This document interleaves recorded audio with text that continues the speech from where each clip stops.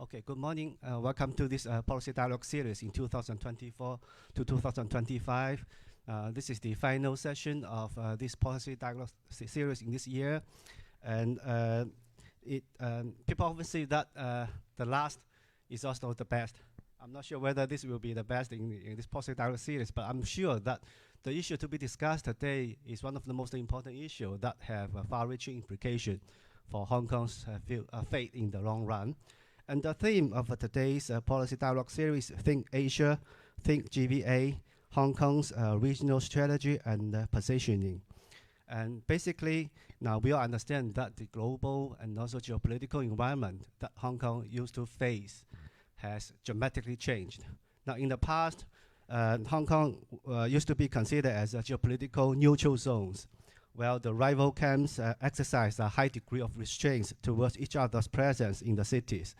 But with the growing confrontation between US and China, with the intensification of trade war, now Hong Kong has found itself mired in the crossfire of two rival superpowers. So what's the future for Hong Kong? Now basically, people tend to think about there might be two regional strategies. One is further integration with mainland China, and in particular, integration is into the Hong Kong, Macau, and Guangdong Great Bay Area.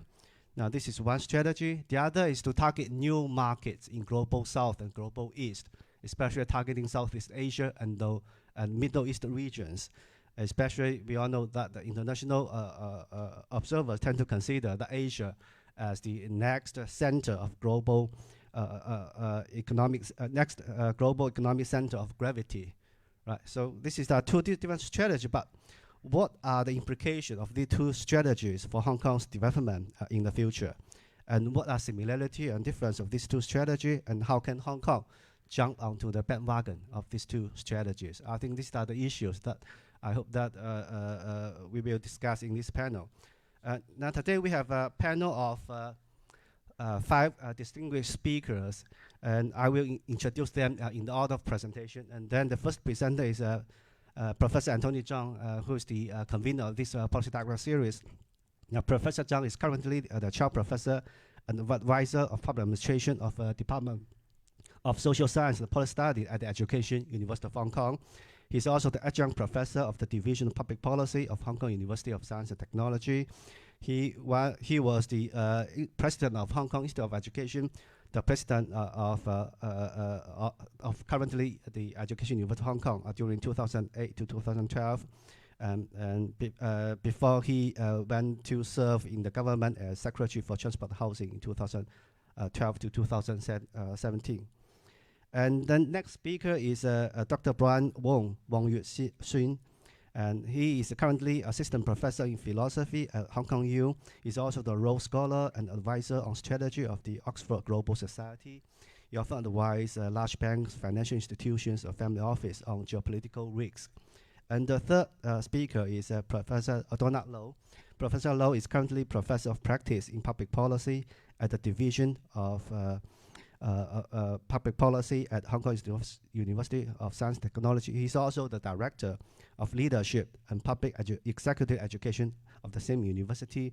He is an accomplished consultant and lecturer in economics and behavioral economics, decision making, risk analysis, complexity public policy, organizational behavior, and the politics and governance of Singapore. And the fourth speaker is Dr. James Wang Jixian. Dr. Wang is currently the research director of the Bay Area Hong Kong Center. Now, before this position, he worked at the Department of Geography, the University of Hong Kong, for around 24 years as transportation geographer. His main research interests include port development and port city relations, but I think he's more known in the general public for his publication, I think in 2016 in Chinese, titled What's Happened to Hong Kong. That is 20 years observation from a Beijing-born Hong Kong scholar, right? Published at City University of Hong Kong Press. Finally, the final speaker is Professor Tai-lok. Professor Lui is an international renowned sociologist. He's currently adjunct research chair professor of Department of Social Science and Policy Studies at the Education University of Hong Kong. He also served as the vice president of EdUHK during 2016 to 2021. So we have a panel of 5 distinct speakers. Now, following the practice in the previous session, now each speaker will speak for around 12 to 15 minutes. And then after that, I will take the advantage being the moderator maybe to throw in some questions to stimulate the discussion. And then the floor will be open to the audience on site and online. Right, so this is the rundown of today's dialogue series. And then without further ado, I will hand over to Anthony to kick-start the discussion. Thank you very much. Let me turn on the speaker first. Yeah, it's on. My PowerPoint. Now, the topic of today was designed to provide an opportunity for reflecting on Hong Kong's economic future. And that has become a more pressing issue in front of Hong Kong because of the latest, what we call Trump 2.0 tariff war. The impact of that has yet to settle because there are many variables. The situation is still very volatile. But the fundamental questions facing Hong Kong, in my view, are the same. Because we are facing changing geopolitics, and that has been around for over a decade. The geopolitics of whether you call it decoupling or de-risking. Now it seems more decoupling, particularly between the US and China. Now the key questions in relation to that environment are, will China disconnect from the West? The official answer from China is no.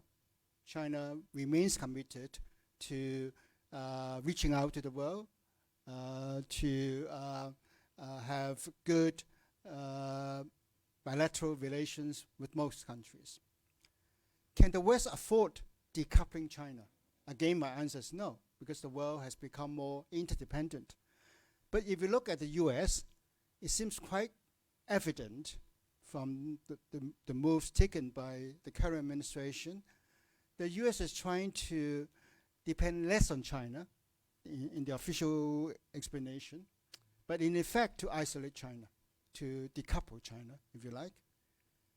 Now, the third question, which is related to the earlier two, is can Asia prosper without China? Again, my answer is no, because of interdependency. And if you look at the economic performance over the last few years, should there be any significant setback in the Chinese economy, Southeast Asia, Vietnam, and some other economies, they also, in a way, are impacted. They suffer too as well.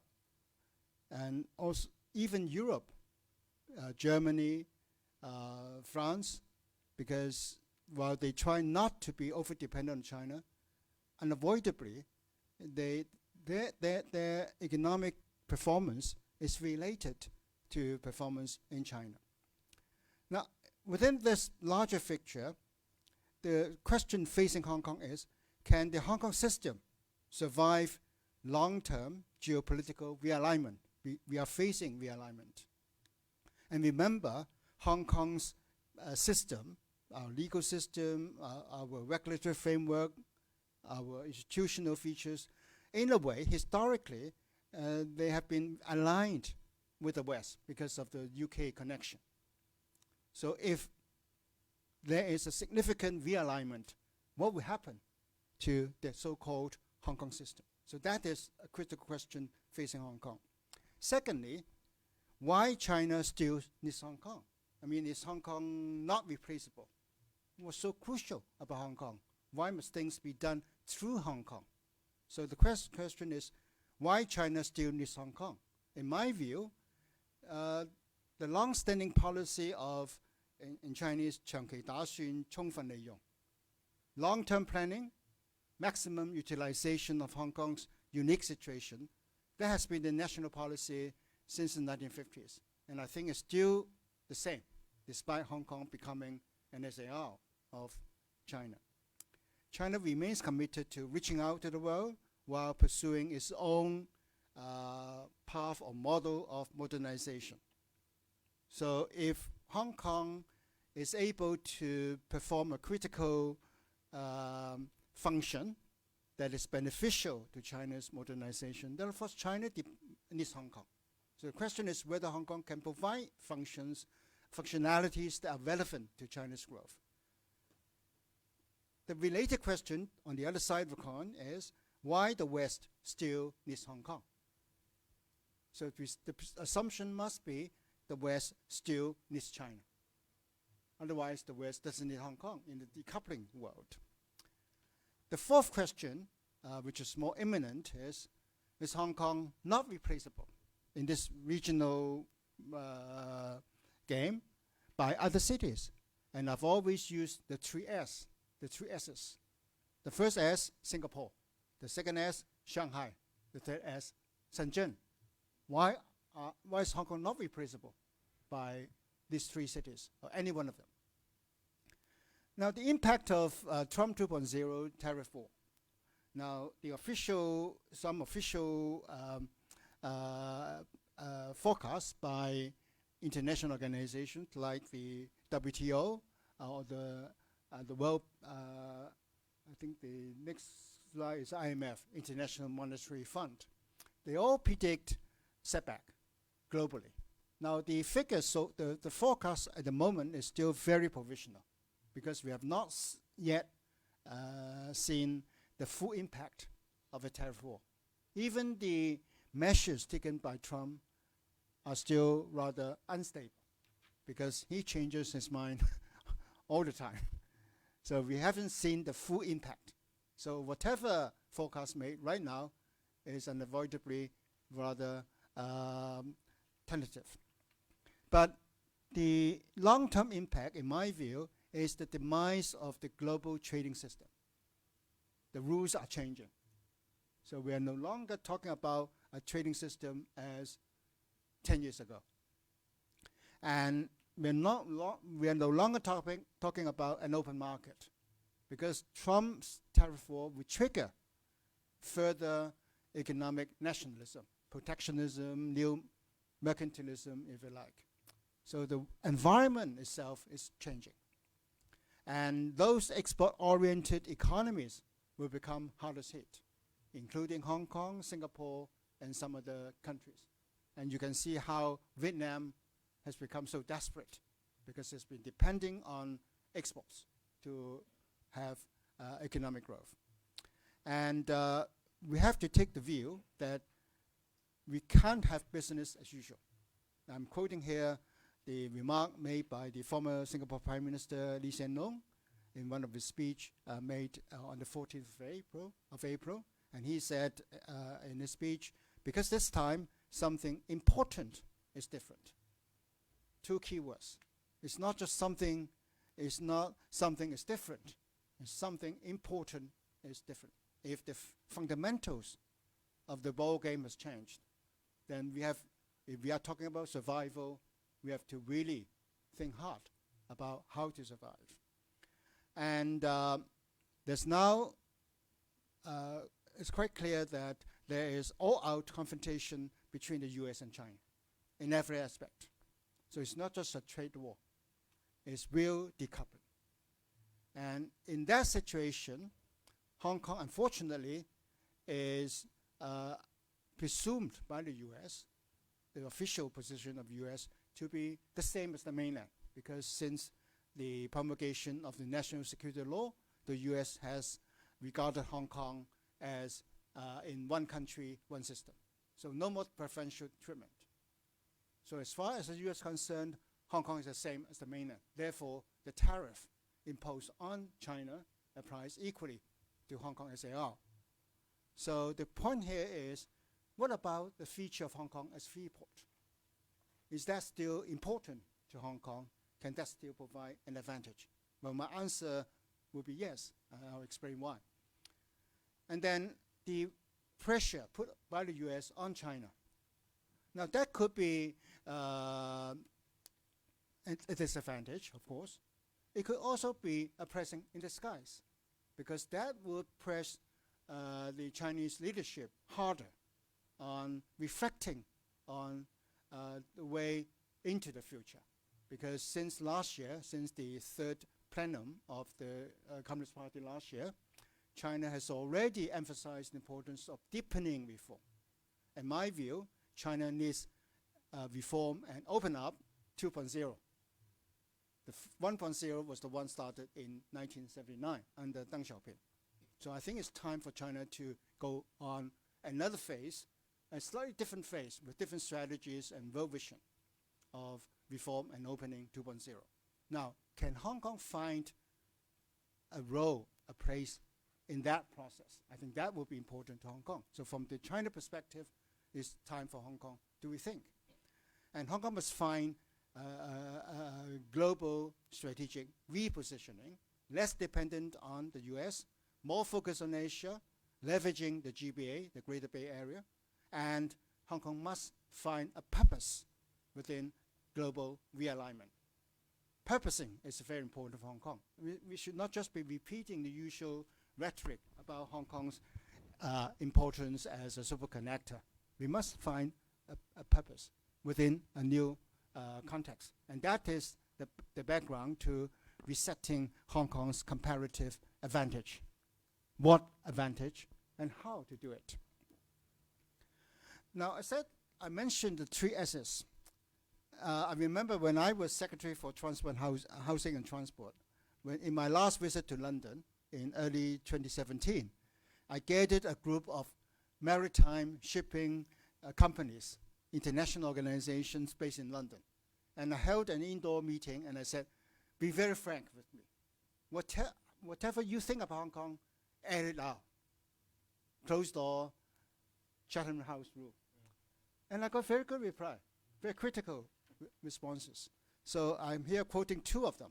One, Hong Kong is not as Asian as Singapore. So whenever they think about Asia, Singapore will come first. Although Hong Kong has always been saying we are Asia's world city. Secondly, you are not as Chinese as Shanghai. Shanghai is at the heart of China, at least the economic heart of China. That's how foreign companies see it. Hong Kong is not. Hong Kong is at the tip, an outlier. So how Chinese is Hong Kong? How Asian is Hong Kong? And I will add a third one. Hong Kong is not as innovative as Shenzhen, the 3 S's. So these 3 S's, in a way, expose the limitation, the vulnerability of Hong Kong. But there's one way of looking at it. However, if you look at it in another angle, Hong Kong's hybrid nature, neither here nor there, could well be interpreted as a different kind of advantage. Being China's SAR, of course, we are not at the heart of the nation, but we have an earmarked outreaching role. That is something that Shenzhen doesn't have, Shanghai doesn't have. And because we are part of China, is Hong Kong, China, so therefore within the region or internationally, we might well be able to perform some function, have an impact that Singapore doesn't have, despite Singapore having a large web of international embassies and representatives in every international organization. And Shanghai has a web, Hong Kong has a web of international links historically that up to now Shanghai cannot match. Okay, so that is an advantage. Compared to Shenzhen, yes, we are not as innovative, but our basic research capacity, in my view, is stronger. I mean, look at UST. You guys are world-class universities. Our problem is application. We don't have enterprises. So we must partner with other cities within the GBA. So how we make use of the GBA is very critical to enabling Hong Kong to be to have a more prominent role in innovative leadership. And Hong Kong's advantage remains to be in people, talent. Are we able to attract the best people to come to Hong Kong? Right now, we are able to attract very good talent from the mainland and from part of Asia, not all, but I think we are doing not so well in attracting talent from elsewhere. If you look at the top talent scheme, the figures, 90% from Asia, including China, and very little percentage from the rest of the world. Location. Our location is still good, but it's not just geographical location, but also geopolitical location. In this vicious geopolitical cycle, are we still able to find a niche? I think that's something we need to think very hard on. And then the system. I mentioned earlier, will we be able to find the advantage in terms of system in this global realignment? But the problem for Hong Kong is the mindset. We are still stuck to the mindset of the past century. But we are now facing a rather uncertain, a rather different century ahead of us. The old mindset doesn't serve the present purpose. So Think Asia, that's always been important for Hong Kong, but we have to ask very critical questions. What can Hong Kong offer to Asia ex-China? We know how well we have been doing in contributing to China's growth, particularly in the initial decades of reform and open up. But what about Asia? Have we been offering something to Asia, to other parts of Asia? And we say we are a super connector. Are we connecting Asia to the rest of the world? We are perhaps connecting China to the rest of the world. But what about Asia? Asia ex-China. And in terms of contribution to Asia's growth and institutional building, there are several aspects. Economic development, yes, we have got the International Financial Center, IPO in Hong Kong. But what else? Wealth management, but what else? Culture, governance, any Hong Kong specific soft power. In the past, Hong Kong was a source of cultural influence to Chinese diaspora in Southeast Asia. But what about now? So these are questions that Hong Kong must think more hardly.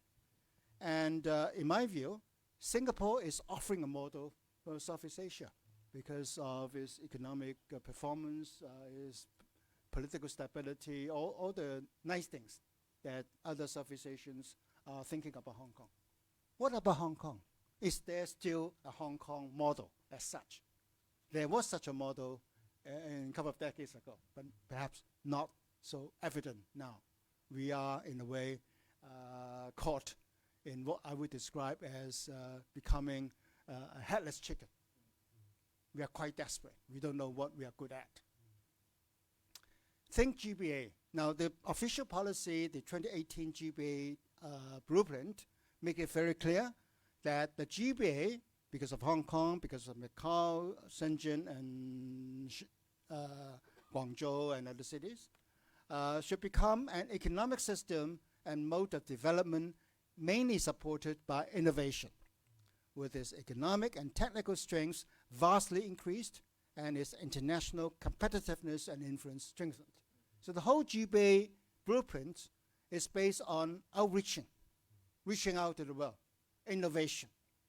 So these are the features that GBA should have. And that's why Hong Kong has been regarded as very important within the GBA framework. However, I think our mindset doesn't match that objective, because up to now, I do not see strong evidence of Hong Kong taking up the role as a pioneer of the GBA. Most of the time, we behave as if we are following the GBA. What will others be doing? What is Shenzhen doing? And then we try to sort of fit in. So we do not take Hong Kong as one of the pioneers, which is quite contrary to what the central government expected, at least in the beginning. And oftentimes in our daily conversation, we talk about the GBA as if Hong Kong is not part of the GBA. So we tell young people, go to the GBA. Why not do something in Hong Kong? Hong Kong is part of the GBA. So that is the question of mindset. What can Hong Kong offer to the GBA? Our niche areas. And I would suggest FIT. F representing finance. Finance is still our strong card. I, international perspective, international connection, institutional vibrancy, innovation. The T, talent. We must have people. But there are asymmetries. Asymmetries amid integration within GBA. In terms of size, economic size, in terms of the level of development, in terms of cost. That's why many Hong Kong people are going to Shenzhen and other GBA cities for consumption. Right? Talent, degree of openness.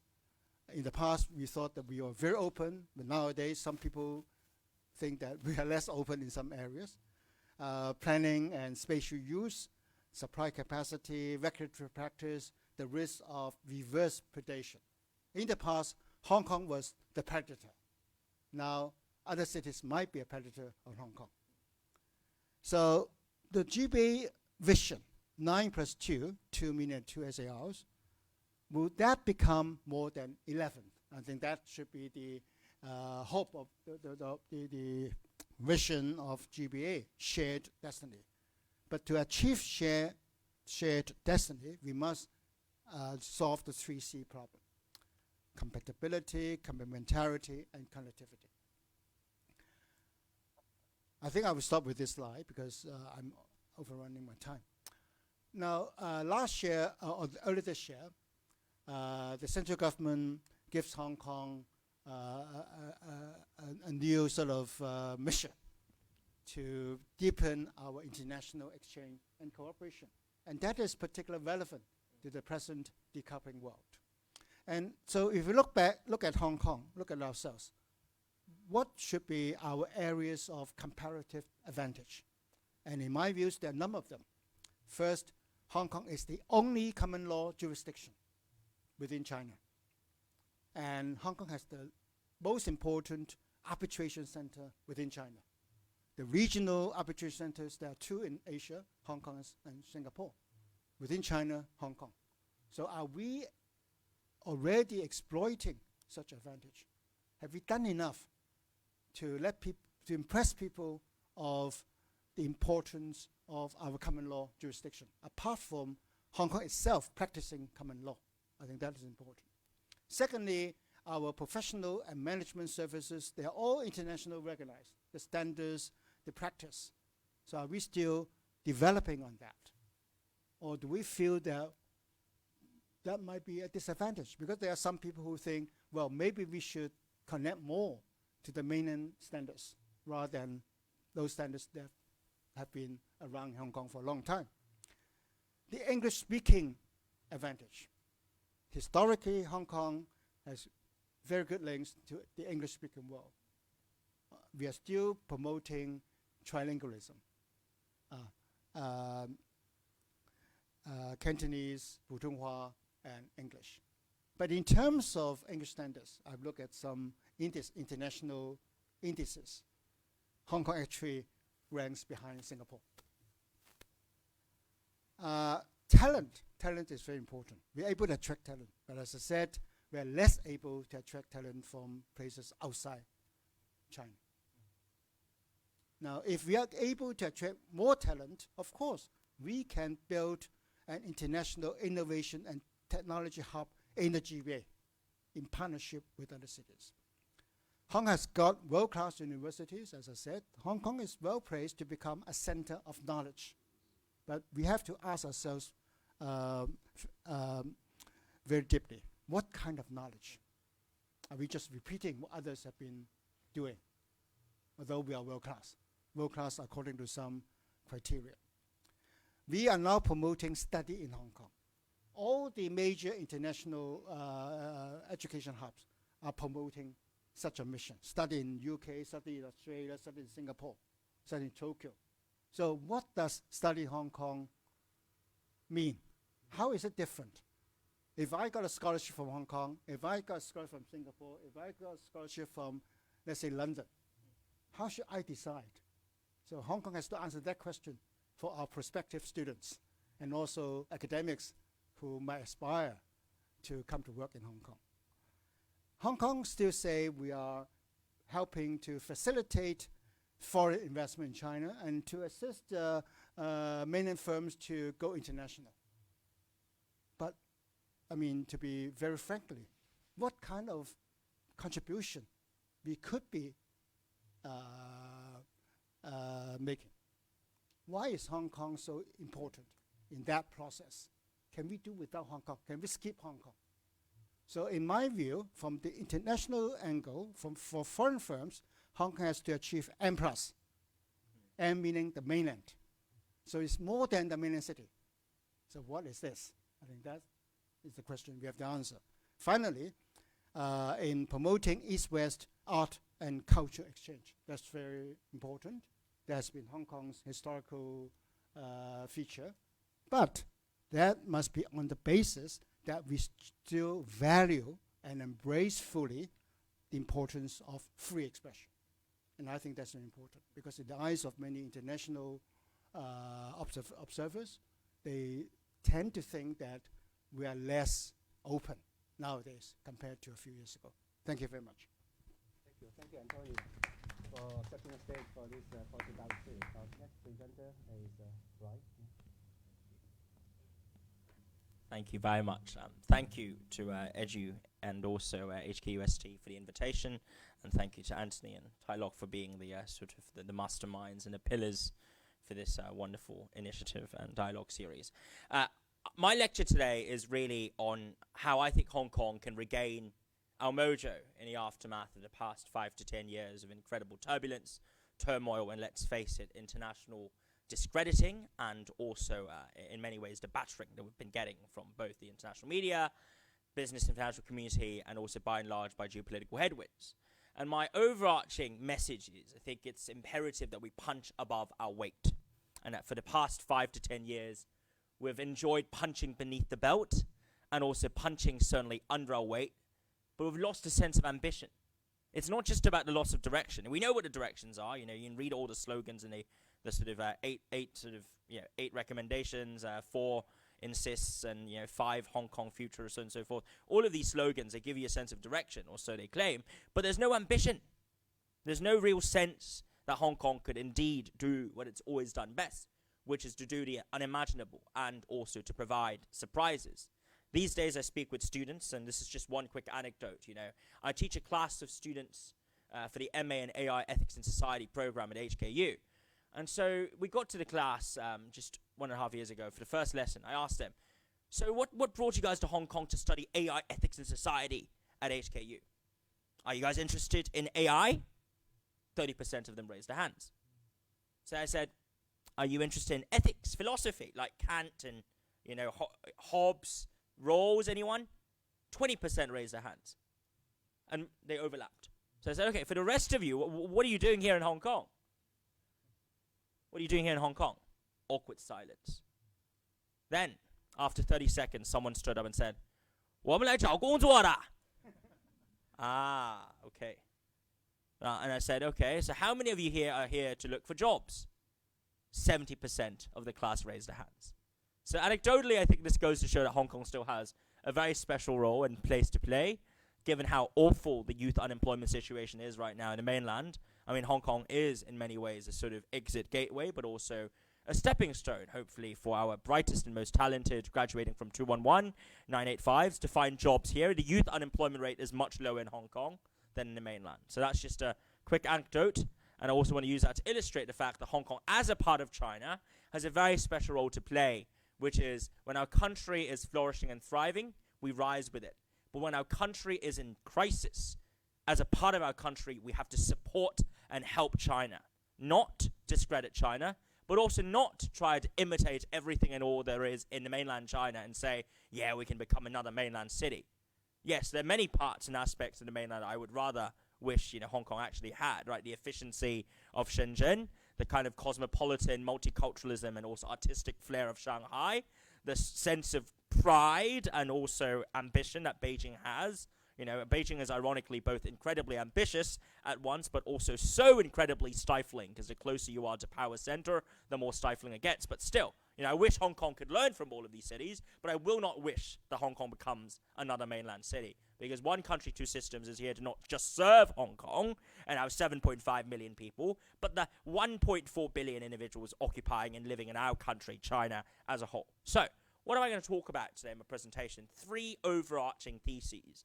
The first is, I want to demonstrate that the Chinese leadership is adamant about maintaining Hong Kong's status as international, open, and institutionally distinctive, with a caveat that this applies to the senior leadership, so probably folks in the 24-men Politburo, the Standing Committee, and of course our great leader, President Xi. They probably think that, okay? So that's the first thesis I'm defending. What I'm not defending is that this message is well understood in the rest of the system, which I don't think it is. I think this message has been lost, this message has been misinterpreted, and this message has been very selectively, heard and received by individuals far lower down the ladder, which is why Li Qiang came out in 2 sessions and said, hey guys, you've got to help China. Please do more internationalization work. The last time Hong Kong was ever explicitly mentioned as a functional, part of China's grand strategy in a 2 sessions work report was 13 years ago. So 13 years later, Li Qiang added a line saying that Hong Kong must 持续深化国际交流与合作, continually strengthen and deepen our internationalization, engagement, and exchange. And that's with good reason, because he needs to send a very clear message to lower down bureaucrats and the officials here to say, guys, wake up. You've got to engage the world. And I'm hopeful the leadership is cognizant to this point. I just hope that we can also take into consideration this message very seriously and reorient ourselves accordingly.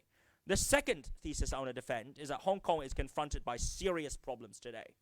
I call them the 3 Ps, okay? Because, the power of 3 and academics love 3. So 3 Ps. 1, parochial politics. 2, protectionism. And 3, geopolitical macro headwinds for which we are not particularly well prepared. With that said, the 3 Ps can be countered by our city as a collective, comprising both public and private sector players through the 3 Ds, okay? So 3 Ps are the problems and 3 Ds are the solution. What are the 3 Ds? 1, dare to dream. We need a sense of ambition. We need a sense that we can and should punch above our weight.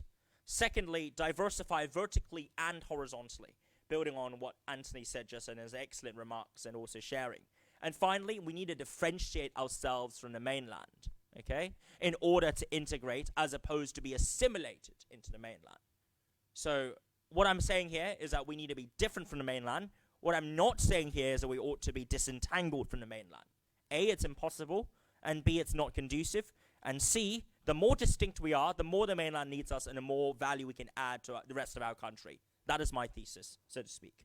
Okay, so what exactly is Beijing thinking? And here I'm going to sort of riff off and respond to Anthony's comments just then on China's opening up and reform and how are we to understand the trajectory.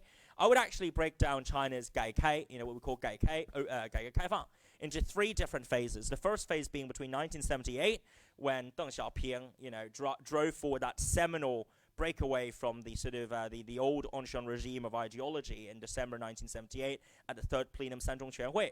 Okay, very important dates for all of us, where he took China, and really shifted it from ideological ossification, turmoil, and infighting into an era of pragmatism, of being 实事求是, and also focusing on the ability of the cat to catch the mouse, as opposed to, where not the cat sings Catholic or Buddhist songs, okay, which is very, I like that metaphor, by the way, so let that stick with you for the moment, okay?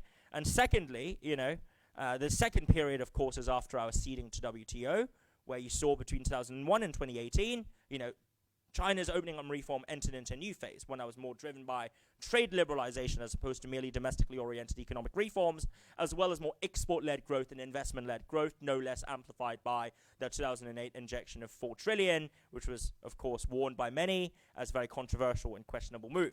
But in any case, these 17 years up until 2018 saw China embrace globalization, embrace exporting and trade with foreign powers, especially the United States, but also other members of the proverbial West, as a primary key to its economic success. But then came 5 years of what I call the interregnum. Between 2018 and 2023, China shifted away from its old playbook of saying, we're going to do more trade and business with the West. In lieu of that, in face of the trade war and the pressures and the coercion and the containment campaign that we saw launched by Donald Trump's first term, China changed tack. Externally, it shifted towards opening up and exploring new markets, which was great. But domestically, there was a sense that, the Chinese leadership recognized it had to deal with a lot of structural reforms and also growing pains that were necessary, transitions and undertakings in order for the economy to, course correct, to 重回正轨, which is why, from 18 to 23, you saw a raft of regulatory campaigns, especially from 21 onwards. The 2 years following 2021 saw a crackdown and a reining in on private enterprises, more specifically platform economies, tech companies. The real estate market, the property sector was deleveraged. There was more of an emphasis upon security and also respect for concerns of equity and anti-graft, as opposed to sort of unbridled growth that had been promoted and encouraged and celebrated in the 2000s and the early 2010s. So that was the interregnum. And I don't think this interregnum, mind you, was unjustified. I don't think the measures that were rolled out were wrong. I do think that my colleague, Professor Donald Low, would probably have a lot more to say on how China could have done things much better in terms of the implementation and also the certainty of the signaling and the policy communication and crafting process. But I don't think there's anything wrong with the underlying ethos and the motivation for the interregnum. But in any case, from 2023 onwards, after and upon the reopening of the country from COVID, which had really dealt a serious blow to the country's sort of, in some ways, confidence, induced a confidence in sentiments, a crisis rather in confidence, and a crisis in sentiments on the ground. China was keen on re-embracing economic reform and opening up, but in a different manner. And this is why I would term this period as opening up and reform 3.0, so to speak. And it suits Beijing to keep Hong Kong quasi-liminal and special. President Xi mentioned common law twice in his speech on July the 1st. He also said famously, 一国两制这么好的制度不会变，也没必要变. Okay, it's not going to change. There's no need to change. Okay, and the fact that he said this in his speech, and mind you, this was added to his speech quite late in the process. It was not originally, right? The mentioning of common law and talking about 1C2S, saying indefinitely, was not something that was drafted or basically relayed to him as something that was to be discussed by the lower down officials. So he actually saw too that this line was included in that speech, largely as a means of reassuring foreign and international investors that China was serious about keeping Hong Kong special, even after all the kerfuffle and the opprobrium it's received since 19 and beyond. And that ties me on to the final observation on a grand strategy here. My prediction is, as Sino-American rivalry intensifies over the coming years, the mainland is going to become more securitized. You're going to have more emphasis upon domestic circulation, bolstering domestic demand and consumption, the driving up of security precautions, where, again, you just saw recently from a very famous CEO, right? She said, 我不请海归的, I don't want to hire them because they might be spies, right? That sort of discourse. It's going to get more and more ubiquitous because the trend right now in the mainland is shifting towards more securitization, okay? Towards more emphasis upon stopping undue foreign interference and infiltration. And I can totally understand that. This is a country of 1.4 billion. Who's to bear responsibility and who can actually be held accountable if there were indeed some sort of foreign instigated unrest and civil disobedience caused by, deliberate or unintentional sabotage by foreign forces? I think this is a real and very pressing risk that Beijing is right to be alarmed by. But on the other hand, the more the mainland closes up, the more Hong Kong needs to stay open. So my theory and my hypothesis is the mainland is going to securitize and close up and become more secure, which is great from a political stability and order point of view. But Hong Kong, we can play a slightly different role. We can be the open, breathing pressure valve that it always been during the Cold War, so long as we remember that we do not need to replicate and imitate everything and all that the mainland does to the dot. Now, that is a very important proviso. So, on that very note, then, I want to move on to the next slide very quickly. On the 3 perils that lie ahead for Hong Kong, I'm going to be very brief about this. But essentially, the 3 Ps I see it are, firstly, parochial politics, the dangers of folks in Hong Kong trying to be more Catholic than the Pope, more royalist than the King, and more Marxist than Karl Marx. This is a serious danger, I've had mainland official friends and also academics tell me in private they've never seen a city with so many slogans written, like 1970s Chinese sort of, governmental slogans, than Hong Kong. They're very impressed. They say, wow, we don't even say stuff like this anymore, but you do that. Right? They would tell me, in our government speeches, right, this is a government official requirement, if you're a sort of 正处 or 正厅, so you're a sort of mid-ranking official, right, you can only mention President Xi's name once in a speech. If you make a speech, you can choose not to mention President Xi, but if you do, only mention him once, okay? Don't mention him every single sentence. That's not good. That's not kosher, okay, to use a Jewish phrase. It's not kosher. But in Hong Kong, if you read the speeches of many of our wonderful representatives, they're wonderful, and you would see President Xi's name invoked 10 times, 20 times in his speeches. right? And even Madame Regina Ip said, "Oh, why are we doing this? This makes no sense." And she's spot on. Regina is amongst a few legislators who is very, very open and adamant that Hong Kong needs to draw upon what Beijing says, but not repeat it, and instead channel it into something that is unique and also homegrown. And I wholeheartedly agree and approve of her excellent and valiant efforts there, right? But why must we repeat President Xi's name literally every other sentence? This is, in my view, an abuse of our leader's name. This is not conducive towards patriotism. It gets people sick of what we call formalism, 形式主义. And yet Hong Kong today, we have to deal with very serious 形式主义. That's everywhere. That's ubiquitous. The second comment I have is protectionism. From taxi license owners to teachers to doctors to nurses, the powers of local vested interests in blocking out external competition are very apparent. And these issues are gradually improving. Okay, we're seeing sort of an attempt to bring in, say, Didi, right? Didi 出行高的打车高的地图, which is great, right? But it's not happening quick enough. And there's a reason why we're falling behind Shenzhen. Because you may think, right, we can keep competition out. Sure. But a competition is dynamic. And Shenzhen is waking up. And Shenzhen has already woken up and caught up. And the truth is we can get far cheaper and high quality goods and services in Shenzhen than Hong Kong, precisely because it doesn't promote the same kind of protectionism that Hong Kong is currently strangulated and almost asphyxiated by, so to speak. And finally, we've got to contend with the geopolitical headwinds and the macro challenges at large, where one country, two systems is being talked down internationally, where the US is clear that it's going to try and delegitimize us, especially under Trump, regardless of whatever we do. Okay, and where there's a weaponization of an interdependence relationship that used to do China and also Hong Kong included much service. Nowadays, these connections are seen as liabilities, okay? So folks who do business with the West are sanctioned. Individuals who use HSBC accounts have their accounts frozen, all in the name of so-called upholding human rights in Hong Kong, which you and I both know in practice is ultimately a geopolitical trope, a tool, an excuse for the West to weaponize the interdependence between China and itself to punish Hong Kong and punish the mainland accordingly. And finally, I'm genuinely concerned about the persistently high inflation rate environment caused by the tariffs, but also, more generally speaking, Trump's erratic economic behaviors, which means that the Fed is going to keep the rates far higher than expected period, which in turn would have a serious drag on our local economy. So, very quickly then, what are the solutions? And I'm going to try and cover this in the next 2 minutes or so I can end within 20 minutes. Firstly, Hong Kong must dare to dream.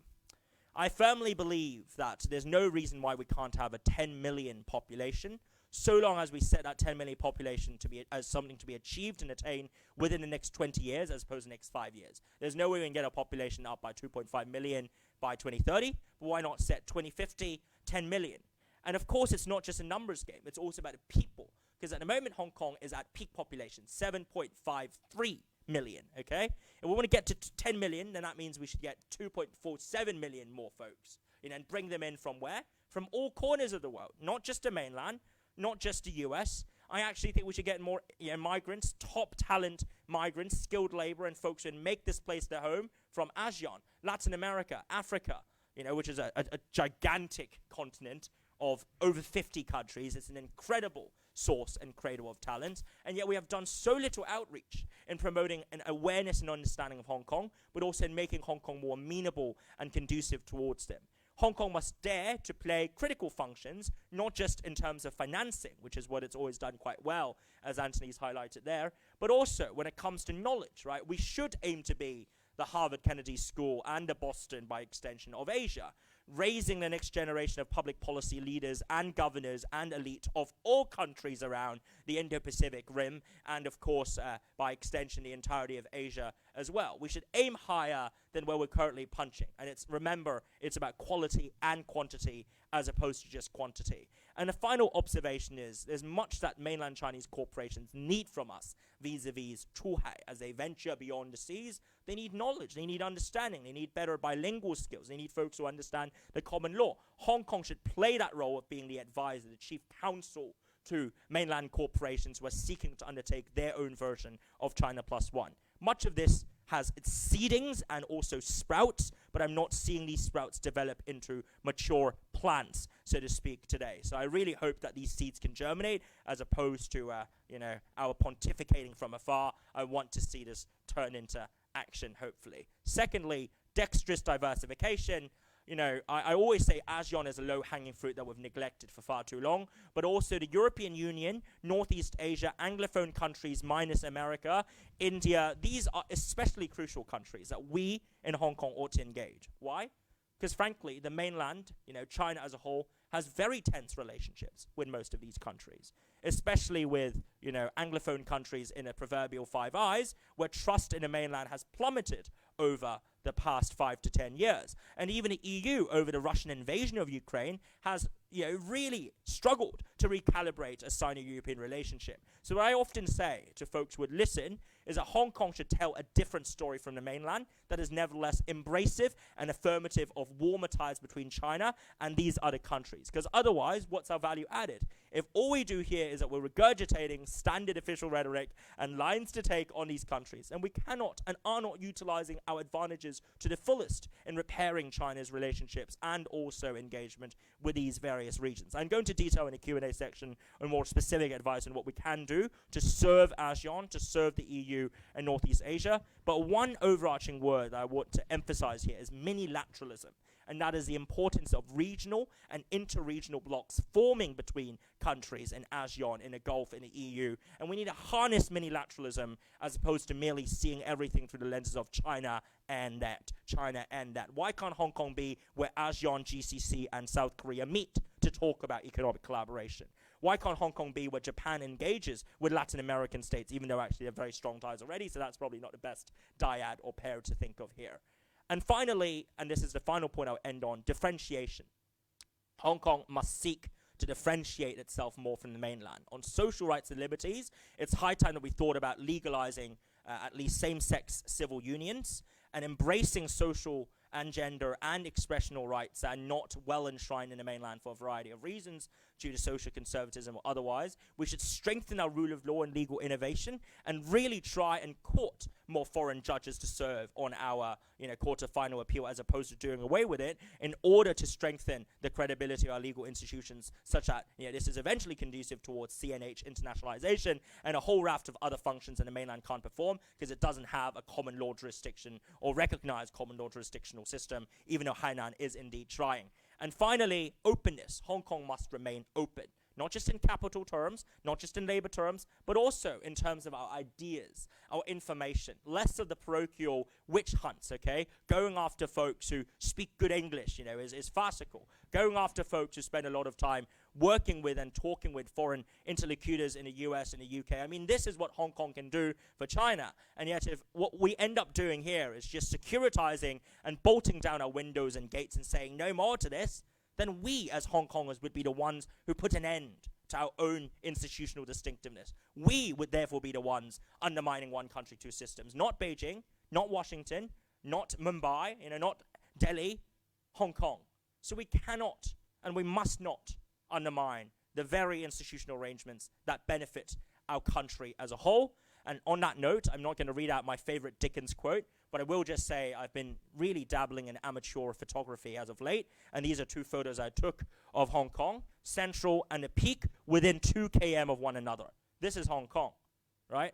One photo, you're in a super dense, hyper-modern CBD. The other photo, you're literally strolling along, you know, some of the most beautiful and gorgeous vistas in the world. That's why I love Hong Kong so much. But which of these two photos and which of these two worlds are we choosing here? The left and the right? Well, that depends on our thought, our mindset, as Anthony said, and our choices and agency. I'll end right there. Thank you very much. Thank you, Brian, for the thought-provoking talk. I think very impressive with 3P and 3D. I think Anthony talked about 3S. And then next speaker is Professor Donald Low. Let's see if Donald has something to share with us. Yeah, thanks very much, Anthony, for having me again. Brian's third P was geopolitical rivalries and macro headwinds. So maybe I'll pick up from there and talk about Hong Kong and the Greater Bay Area's positioning in an age of mercantilism. I think the last 30 years, maybe more, has been an age of unusually high globalization, or what some scholars call hyper-globalization, increasing trade dependence, increasing flow of goods, services, and capital across borders. And that's coming to an end, what Anthony described as the demise of the global trading system. And what's replacing it, I think, is an age of neo-mercantilism. I think Anthony used that term. For those of you who are unfamiliar, mercantilism refers to the view that every country should try to maximize its exports and minimize its imports. In other words, run as large trade surpluses as possible. Everyone should become like China. And of course, that's a beggar thy neighbor policy. It's going to lead to if everybody's trying to maximize their exports and minimize their imports, who's going to buy your stuff? So I think, to a large extent, this kind of Trumpist reaction against hyper-globalization, this embrace of mercantilism, is in a sense provoked by China's high and rising trade surpluses. I'm not justifying it. I'm just saying that the West's kind of reaction to China's high and rising trade surpluses was, in a sense, let's also be a bit like China.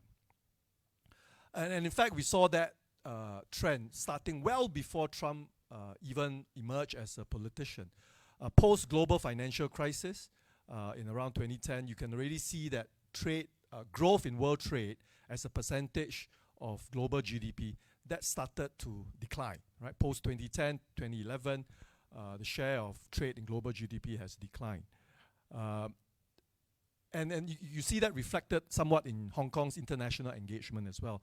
Hong Kong's exports of goods and services as a share of GDP peaked also around soon after the global financial crisis in around 2013, 2014 at about 225% of GDP. Today it's down to about less than 200% of GDP.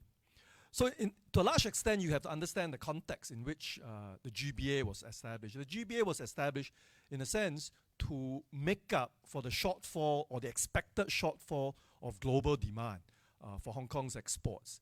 What Brian referred to as the interregnum, this period between 2018 to 2023, where China seemed to back off from international engagement, seemed to prioritize security and ideology over economic growth. That has its manifestation also in the Greater Bay Area. If you read this is from the outline development plan for the Greater Bay Area that was published in February 2019. Starts by saying the global economy is beset with uncertainty and instability, as well as the rise of protectionism. It could have been written yesterday, right? The development of the Greater Bay Area confronts issues such as overcapacity. So well before US and Europe complain about excess capacity in China, the Chinese authorities themselves had identified excess capacity as a problem. And the Greater Bay Area was one of their solutions. Right? The Greater Bay Area was meant to enhance the endogenous impetus for economic growth. Endogenous means what? Domestic. Right? The Greater Bay Area was was China's response to the headwinds that we are likely to face as a result of rising protectionism, as a result of Trump tariffs 1.0. Right? At the same time, this report, so the motivation for this was incredibly prescient.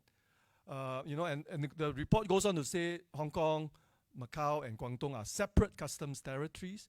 We need to enhance market connectivity. We need to enhance coordination and compatibility, reduce homogeneous competition, and also highlights the fact that continuous growth in Hong Kong lacks sustainable and stable support, and there are also constraints on resource and energy supplies.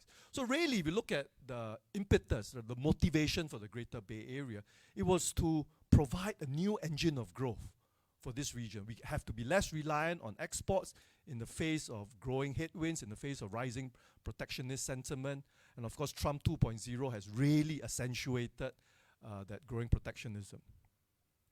But post-COVID, you know what, and I really like Brian's point about interregnum. Post-COVID, this period from 2018 to 2023, unfortunately, those aspirations, those original motivation for the Greater Bay Area as this new source of domestic growth, that hasn't materialized, right? Not least in Guangdong. Guangdong has always been a leader, right? It has always had GDP growth faster than the rest of the mainland. When the mainland was growing at 7-8%, Guangdong would grow at 8-9%, 10%. But the last 3 years, Guangdong's growth actually lagged the mainland.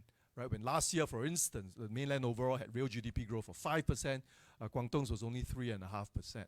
So in that context, Hong Kong's prospects have also dimmed, right? Because Hong Kong is an integral part of the Greater Bay Area. And the main reason for Hong Kong's relatives, I mean, the Chinese economy has slowed, Guangdong's economy has slowed even more. And the main reason for that is Guangdong is even more dependent on real estate than the rest of the mainland.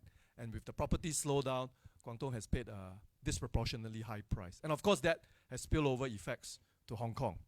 Another very important spillover effect to Hong Kong, and I have to emphasize this because people don't speak enough in Hong Kong about the downsides of being so integrated with the Greater Bay Area. They think it's all only good things, but there are also downsides. There are also disadvantages. I think overall it's obviously a plus to be Hong Kong to be ever more integrated to the Greater Bay Area, but there are downsides, and let's be honest and upfront about the downsides. And one of those downsides is this huge deflationary impact on Hong Kong as a result of our integration with the Greater Bay Area. I mean, we notice it every weekend. I mean, last weekend was a long weekend. 2 million Hong Kongers went cross the boundary into Shenzhen and the rest of the Greater Bay Area. In 2023, I think Hong Kong had nearly two times as many people crossing the boundary than the number of tourists coming from the entire mainland to Hong Kong.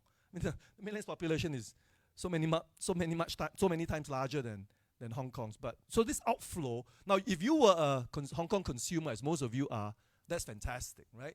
Cheap and better goods and services in Shenzhen obviously helps with your tight finances. But if you're a supplier, if you're a hairdresser, you're a restaurant owner, you know, that competition and the much lower prices in Shenzhen are going to exert a huge deflationary impact on your goods and services.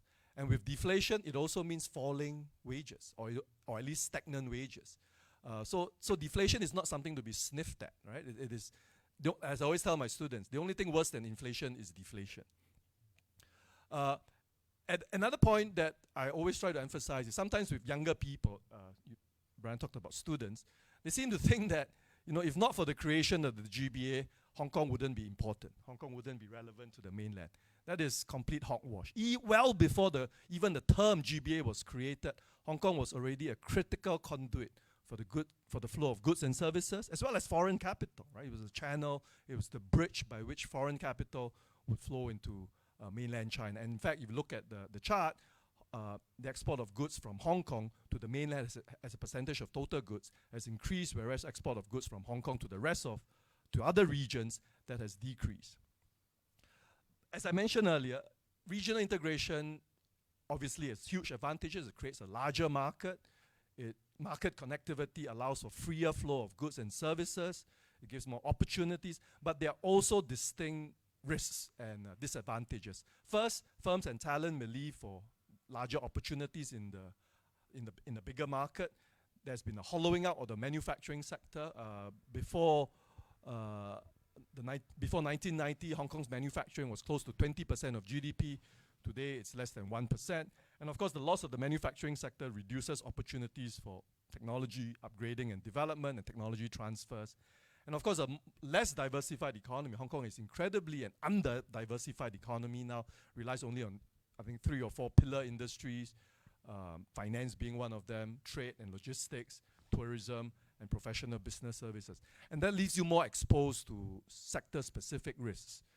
So for instance, this Trump tariffs 2.0 will have outsized impacts on Hong Kong because it's so trade-dependent, whereas the mainland and other countries like Singapore even, other economies like Singapore have a far more diversified economic base. So a few years ago, a colleague of mine, David Skilling at Landforce Strategy, and I wrote a paper for the UST's Institute for Emerging Market Studies, where we said, whereas Singapore is deeply integrated into a range of sectors into the global economy, Hong Kong has become much more specialized sectorally, as well as in terms of source of demand, which is China. It's much more integrated with China. That model has supported Hong Kong's growth, but it also means now Hong Kong has fewer options. It is less resilient against external shocks.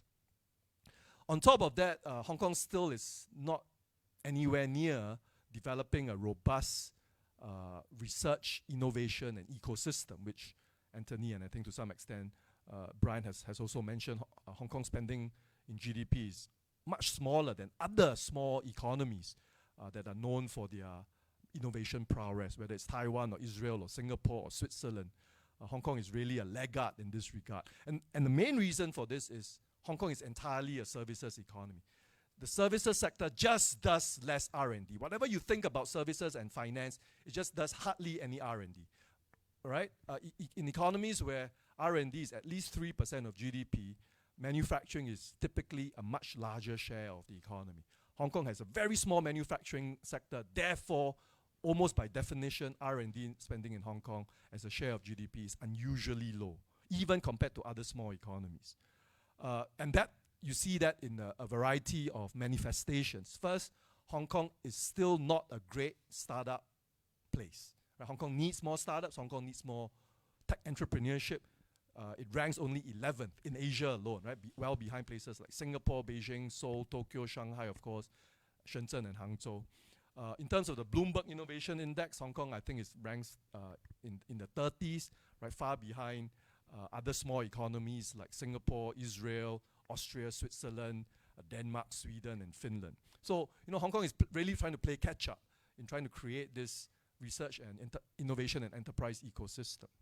So in that report I mentioned earlier, we concluded with this idea that in order for Hong Kong to compete, in order for Compound to perform its full role, right, and to benefit fully from its membership of the Greater Bay Area, it needs to enhance its distinctiveness, what Brian describes as differentiation. Right? Unless Hong Kong enhances the distinctiveness of its economy, there is a meaningful risk of loss of economic activity and erosion of competitive strength. Yes, there are substantial opportunities from integrating with the GBA, but the more successful Hong Kong is in upgrading, not just maintaining, but upgrading its distinctiveness, the more it can fully exploit the opportunities from GBA. Let me say something about the return of mercantilism, because this is something that has just cropped up in the past month.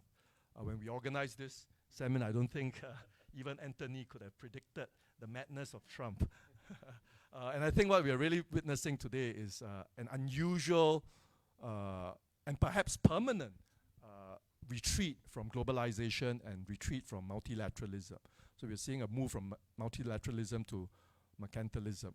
A lot of people ask me, I've been asked a lot in the past 3 weeks, what is Trump's motivation? What's the rationale? Is it rational for the US? And my first response always is, I think we should stop attributing rationality or any kind of political motivation to the Trump 2.0 tariffs. The best I would say is that it's an effort to reduce the US's large and growing trade deficits. The US runs quite a large trade deficit in goods of more than $1.2 trillion last year, but it runs a surplus in services. So you add it all together, the overall trade deficit, the trade deficit in goods and services is $920 billion US. Is this a source of concern? I would say perhaps if the US cannot finance itself, right? It cannot finance these trade deficits. But the US has no problems financing its trade deficit. It attracts lots of foreign capital, not least in China's purchases of US government debt. So as long as the US can run large current capital account surpluses, overall trade deficits are not a problem. And certainly the US's trade deficit with China is not a problem, right? The US's trade deficit with China peaked in around 2018 during the start of the first during the start of the first trade war with China. It peaked at about $400 billion US dollars, which accounted for nearly half of the US's overall trade deficit. Since 2018, the US's trade deficit with China has actually shrunk. Today it's just under $300 billion US dollars. So it is clearly not the problem. It's just a $300 problem. Right? Overall trade deficits may be a problem, but for the US it's not the problem. Bilateral trade deficit with China is clearly not the problem. On top of that, that $300 billion trade deficit with China exaggerates the nature of trade relations with China. Just 6 US corporations, right? Apple, Tesla,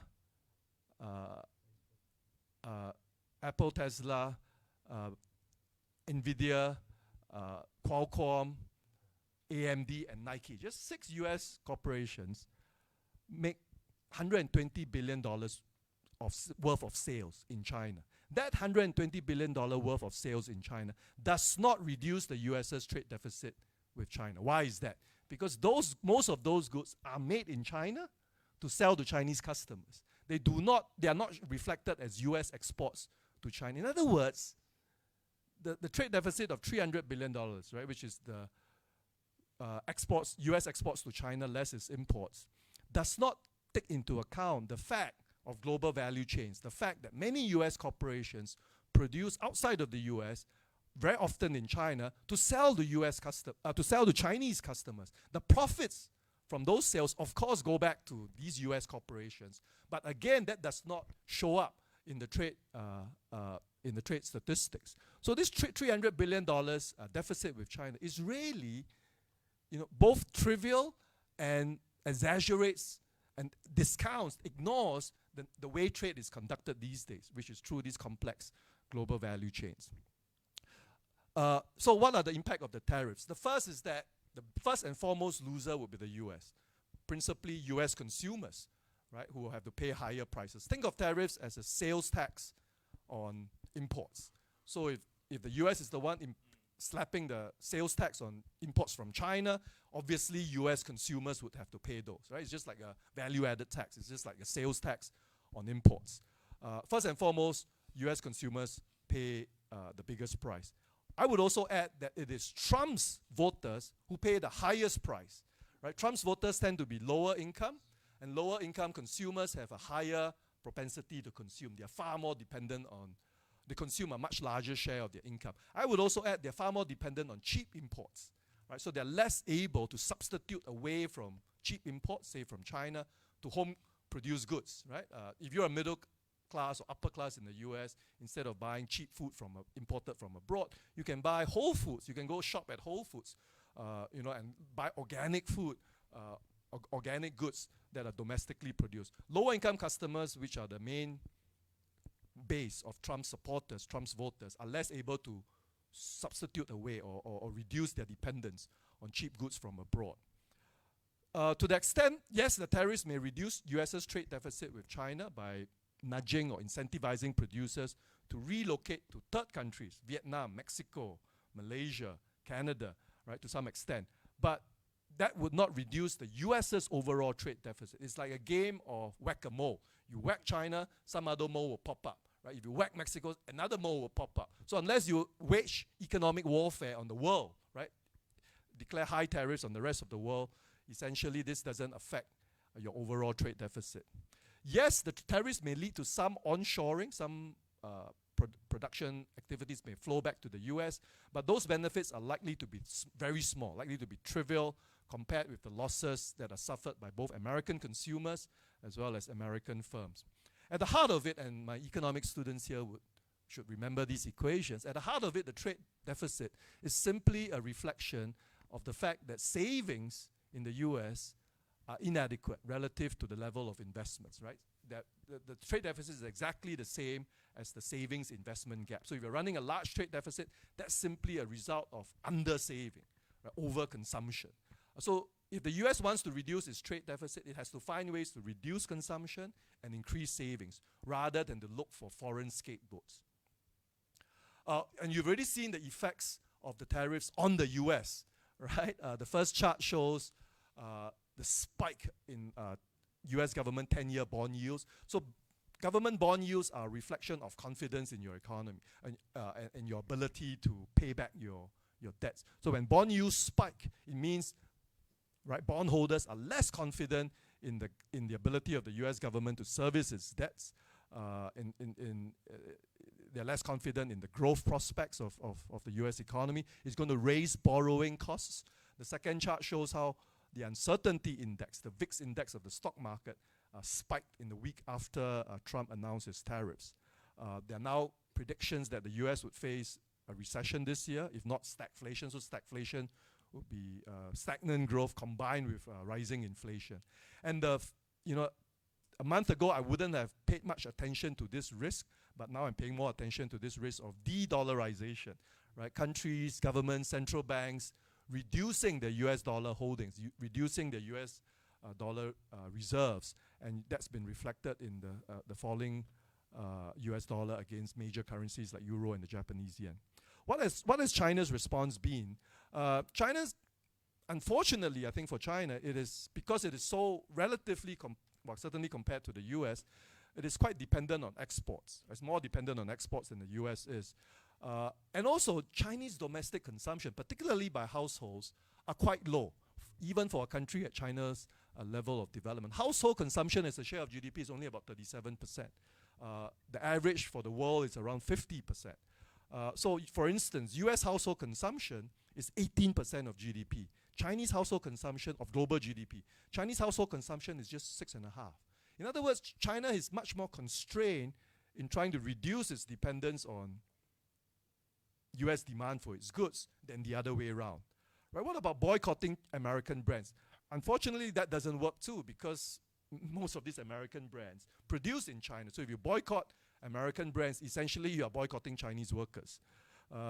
So I think China understands this. At the start of this year, when Trump announced his first set of tariffs, I think it was 20% on China as well as Mexico and Canada, actually China did not respond tit for tat. So this idea that China should retaliate, should fight to the end with the US is by no means a necessary strategy. Initially, China's response at the start of this year, before the current round of tariffs, China's response was actually quite moderate, right? It said we would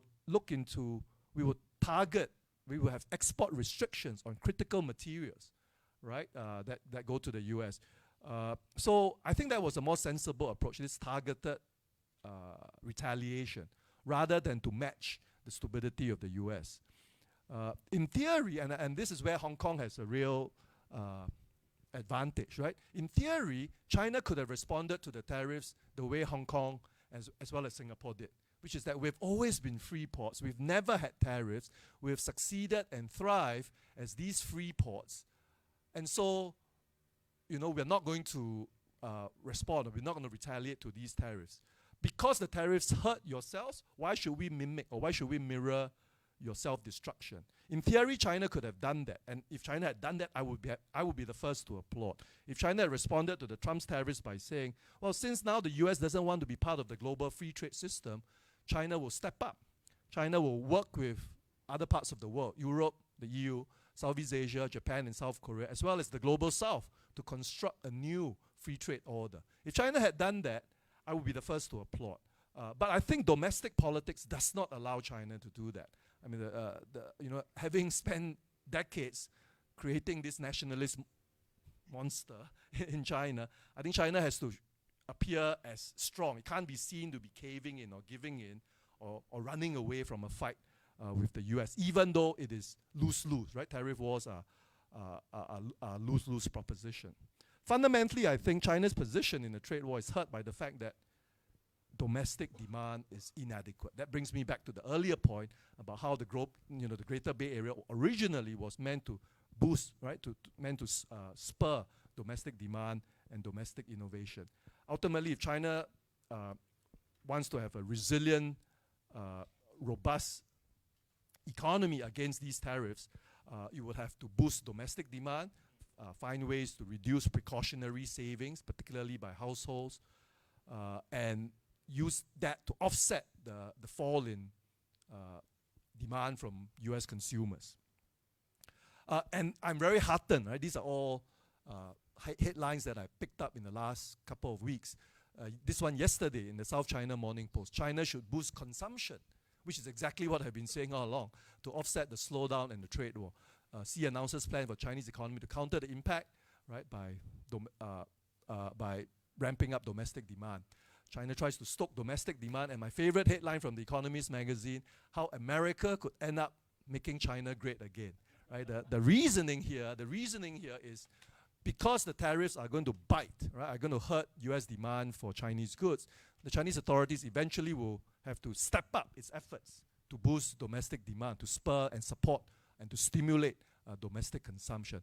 And if anything, that's the central argument of my book, The Price of Zero. Right? One of the reasons domestic consumption in China has been weak is precisely because of zero COVID, right?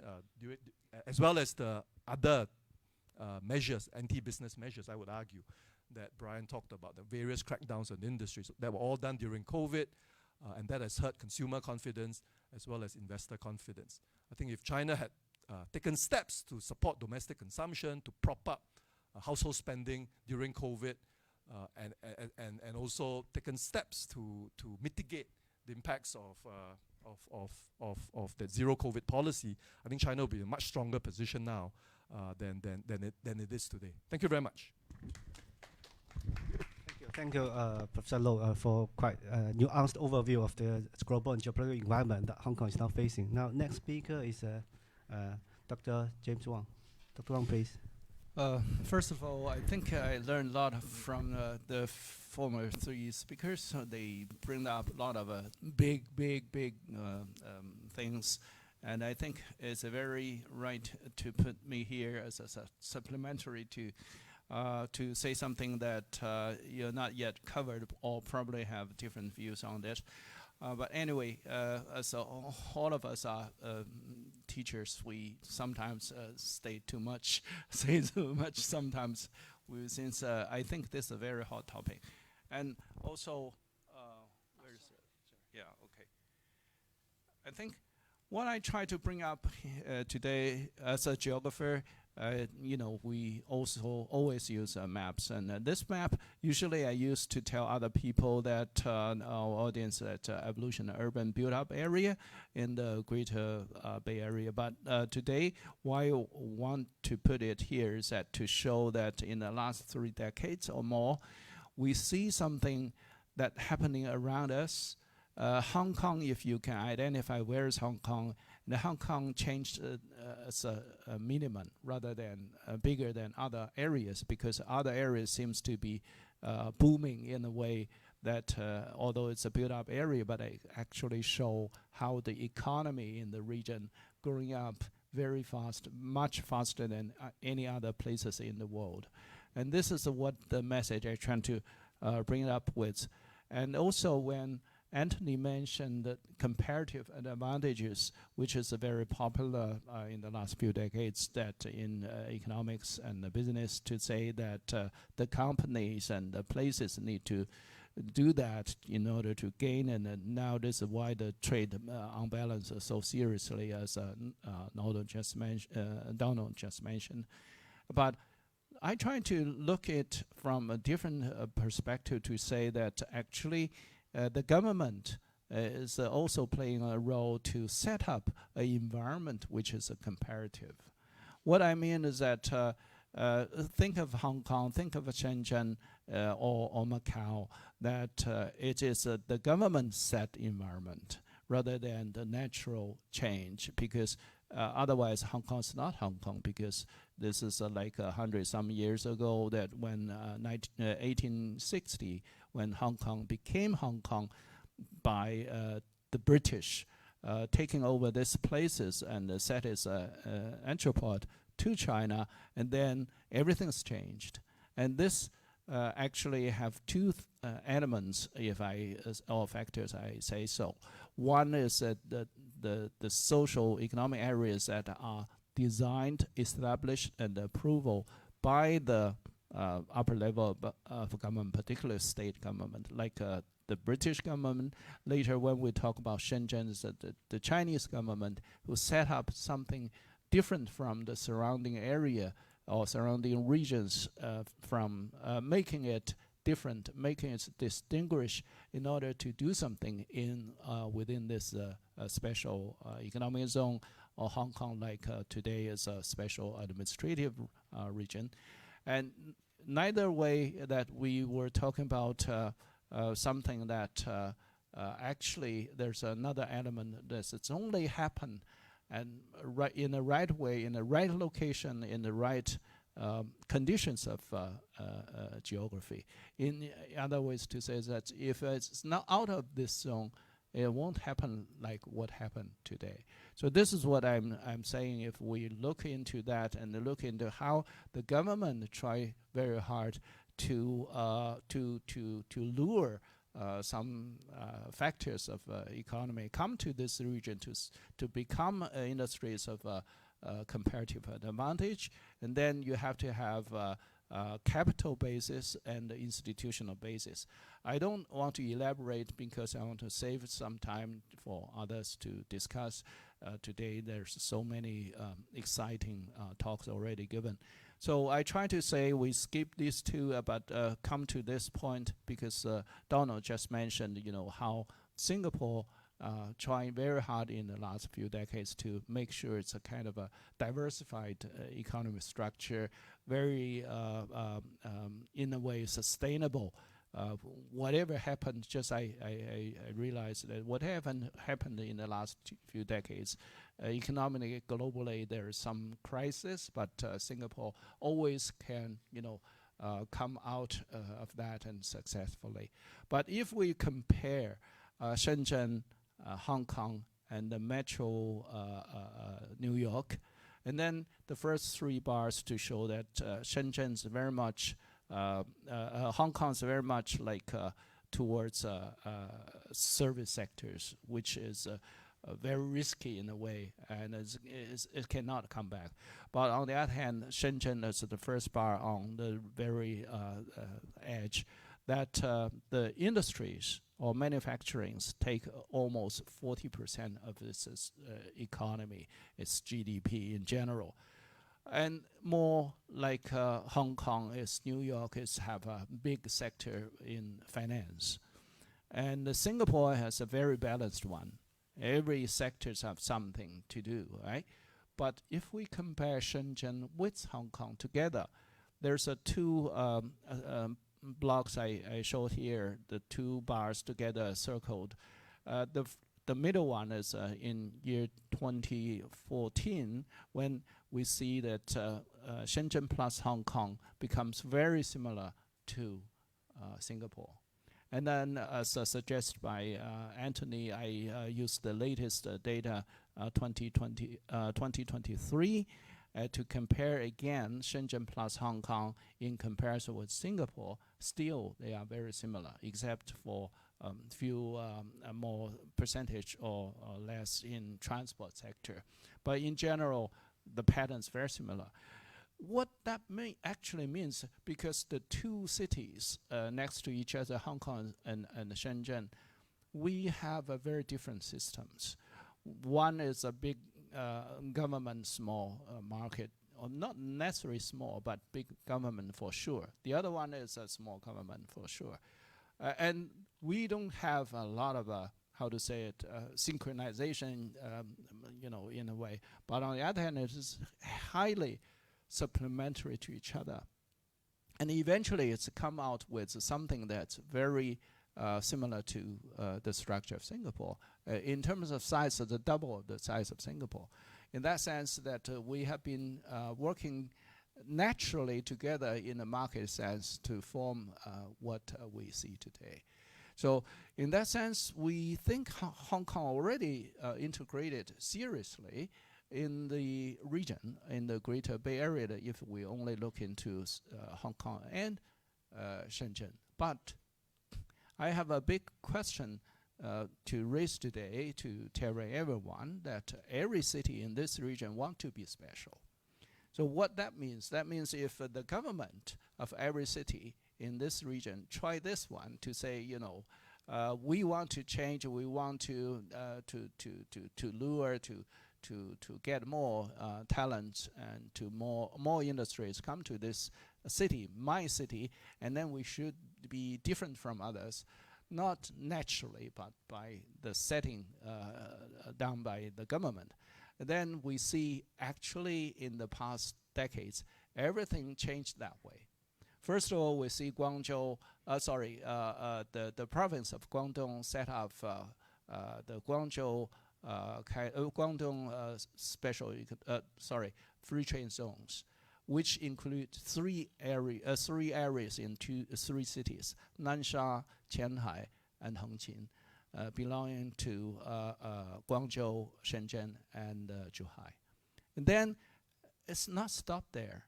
It's changed again because the Qianhai has enlarged itself from less than 15 square kilometers to 120 square kilometers, which changed substantially, but inside this new size of the Shanghai, the policy is not consistent. They don't even have time to do that, but they changed the territory immediately after they realized that the former Shanghai is too small. And then the other thing changed dramatically is the change of Hengqin, which now considered as the area governed directly by the provincial government together with Macau. And the administration is under Macau.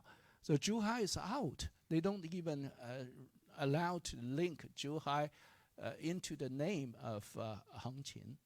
So now the Hengqin is directly under the two provincial level government rather than a city government. Why they do this? Why that happened? They just try to make another special, make every region in this regions, every city or every area in this region to be special. But why that's the case, right? And then we in Hong Kong, we have a northern metropolis, which try to differentiate from other part of Hong Kong to make it special as so special within a place like Hong Kong. Everything is already free. Or how can you make it more special? It's very difficult. This is the case for Hongqing. Let me skip to this. So then some even professors suggest a special zone in the special zone, 特区中的特区, trying to say we trying to do that so that we can lure more talents to this particular area of northern metropolis. And then I try to say the other way around. Can we solve this spatial dilemma of development of a comparative environment? We cannot do that endlessly. So what I found is to be more standardized for regional integration. For example, we have a very famous policy called 要协同. The translation is interesting, just called the measure. Okay, what that means is that the Guangdong provincial government, together with Hong Kong SAR government, to allow a practice that what can be used in Hong Kong in terms of medicine, pharmaco, or the medical devices to be used in Guangdong provinces. So as long as a hospital apply for that, and then you probably immediately can get it to use that. What that means is that you can standardize all the practices which has been a long time in Hong Kong, now in the region. In that sense that if you follow this, and then I give another example to say that the efforts of mutual recognition of professional qualifications, so that the Hong Kong, for example, planners can do practice in that part of GBA. And all these kind of things is to make standardized the use of rules which has been in Hong Kong for decades or even longer time. So the direction of integration should be a transitional process and a progress towards a more internationally acceptable or accepted social and business environment, rather than making more piecemeal, special solutions. Okay, that's what I try to say. Thank you very much. Thank you, James. And then last but not least is Professor Lei. Okay, thank you. Quite honestly, I have a very, very brief PPT, only 3 pages. In fact, I agree with most of the other speakers about what they have said. I think they have raised very important issues and very important points. But we want to have a discussion, right? And we want to have debates. And that's why I changed the way that I approached the question, and I said, okay, of course, everyone got it right, but the question from a Hong Kong perspective is how? I mean, how are we going to carry out regional strategy and positioning in the new context?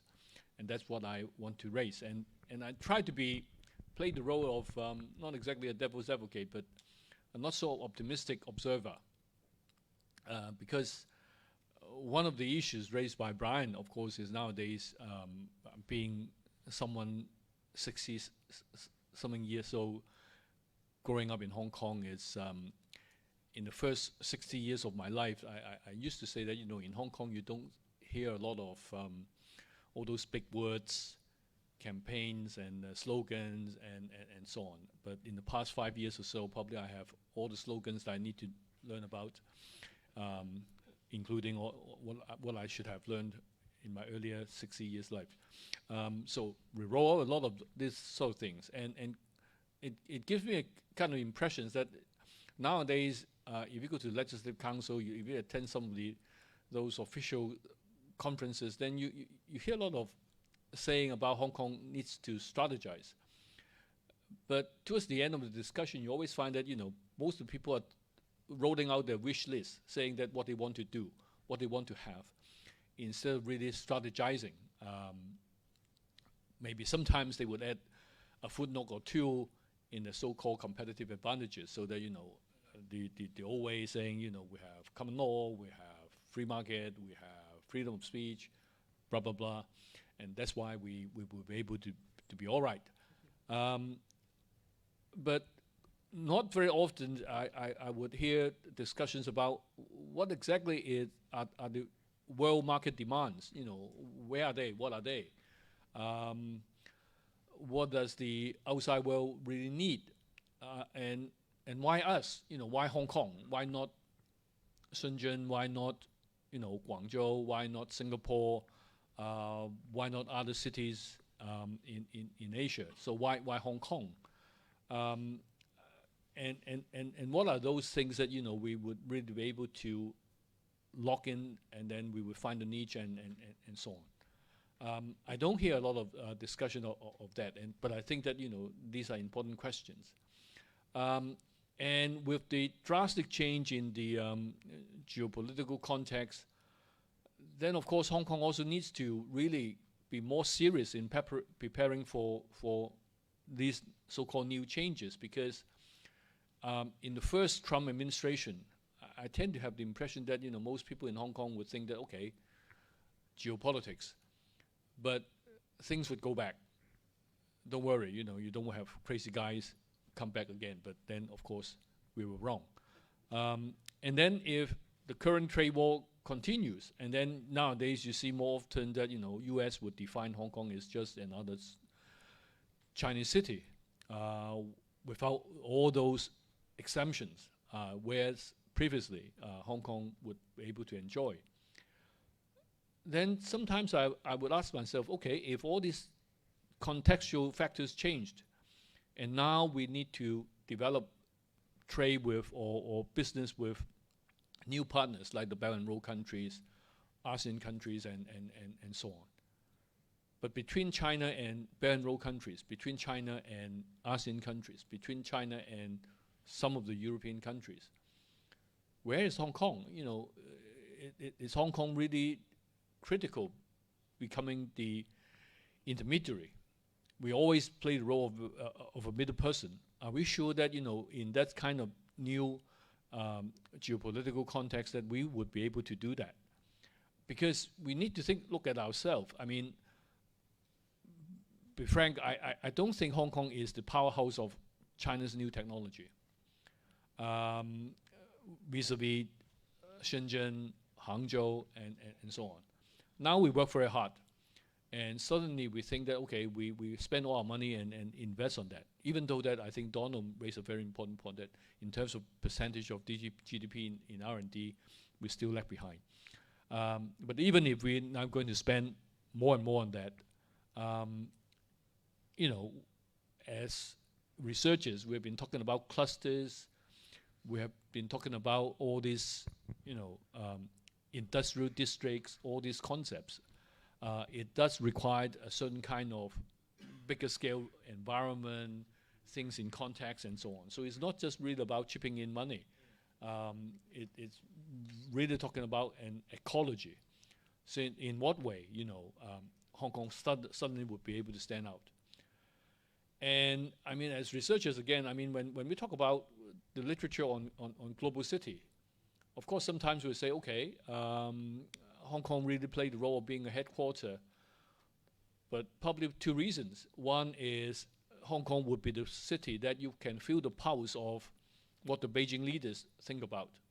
Apparently, Hong Kong is not the case. Hong Kong is not, most familiar with Beijing politics, and we don't really feel the pulse. And in fact, we always lag behind in that. So if Hong Kong continue to play the role of headquarters, I mean, how competitive we are in terms of pulse of policy vis-à-vis Beijing. And being the commercial center, of course, Hong Kong has its own advantage, but being the commercial center of mainland China, then what about our competitive advantage vis-à-vis Shanghai and Guangzhou? So the question I raise is finance the only card that we can play? I think finance would still be very important, but then what's the scope of it? Because we keep on telling people that, we are leading the Chinese corporations to go out to the world. Most often, I think we're just talking about IPO. Is there anything beyond IPO? Is there anything more than that? I think we need to think about that. So in the past years, I think Hong Kong has spent a lot of time on discussing that Hong Kong being the window for going out and coming in and so on and so forth. But again, with the intensification of deglobalization, then is Hong Kong still the most strategic window in the formation of new economic blocks? I'm thinking that, probably in the process of all this decoupling and so on, there would be new trading blocks. There would be new economic blocks. Maybe China with a selection of European countries, China with more ASEAN countries, Belt and Road countries, and so on. But what about Hong Kong's role in that? And that connects me to a broader discussion about Hong Kong's economic role. It's not just about economics, but also about culture and so on and so forth. And quite honestly, sometimes I got a little bit tired of repeatedly hearing Hong Kong being the midpoint of East and West, and we are being a nodal point. It's got to be us, and in this entire world, Hong Kong seems to be the only place that know what is West and East. And come on, give me a break. It is not true. Not only that we have sometimes limited knowledge of the so-called West, especially with all this deglobalization. I think we are disaggregating all these old concepts. So the West suddenly, for me, is, are we talking about Estonia or Latvia or what? Or Hungary or Bulgaria or what? Or just simply still talking about Canada, Australia, and UK, and so on and so forth? In what way Hong Kong can claim to be familiar with, say, Italy? Quite honestly, I don't think that we know much about it. So, but even about China, do we really know a lot about China? I mean, let's be frank. I mean, just imagine that we go back 6 months, 8 months earlier. Would Hong Kong be the city that we can anticipate that La Zhai is going to the biggest animation film in China, and this is going to lead us to be the agent of soft power to connect China and the rest of the world again? I mean, even in terms of its own box office, that animation movie in Hong Kong is not really that a big hit, right? Let's be frank, not as many as we expected. The number of people of Hong Kong actually go into cinema and watch it. And in fact, we were very late in reacting to the popularity of that film. And also imagine that, okay, if we can do it all over again. Let's start with Hong Kong. Let's say Hong Kong can launch that movie. Do we really know how to package it or repackage it? I don't think so. I mean, I was in Guangzhou a week ago, and then I can see a lot of souvenirs coming out, all these merchandising items coming out from that movie. Then I would say, are we sure that Hong Kong would be the place that know how to package it so that we can sell as many as merchandise item as we can? I'm not very sure. So we think that we are got to be the interface, but are we sure that we know China enough, we know our neighboring region enough, we know enough about the rest of the world and so on? I'm not saying that Hong Kong doesn't have the talent. I think we still have a lot of talents. The question is really about how centric Hong Kong is in terms of the positioning in this new game of economic competition. And the last point I want to say is, I think repositioning is not just about identifying new, or sometimes not that new, business partners. We've been trading with Thailand for a long time. We know Vietnam and so on and so forth. But rather that, I think we need to learn playing some new tricks. So I keep asking myself, do I really know enough about the neighboring region so that I'll be able to find new leverage and bridging road? James just talked about Shanghai, and then I noticed that we're talking about Shanghai for 15 years, right? And how many people actually know what kind of things that Hong Kong can really dig into in the Shanghai context, about its policies, about its framework, and makes the very best use of it? I don't think that we ever bother.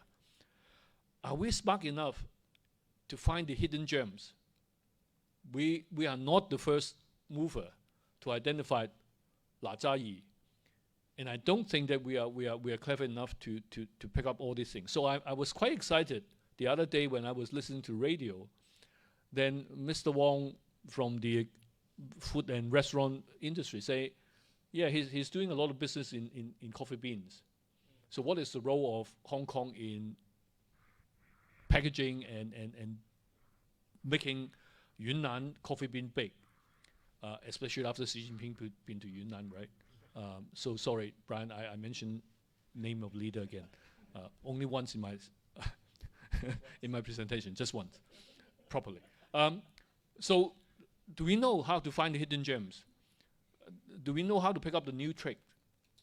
Coffee bean is about commodity trade and so on and so forth. That really need us to think a lot. Connect with new partners, but via Hong Kong. Not just because we find new partners trading with China, but what is the role in between? I think all these are important questions. And are we really ready to invest on these new developments?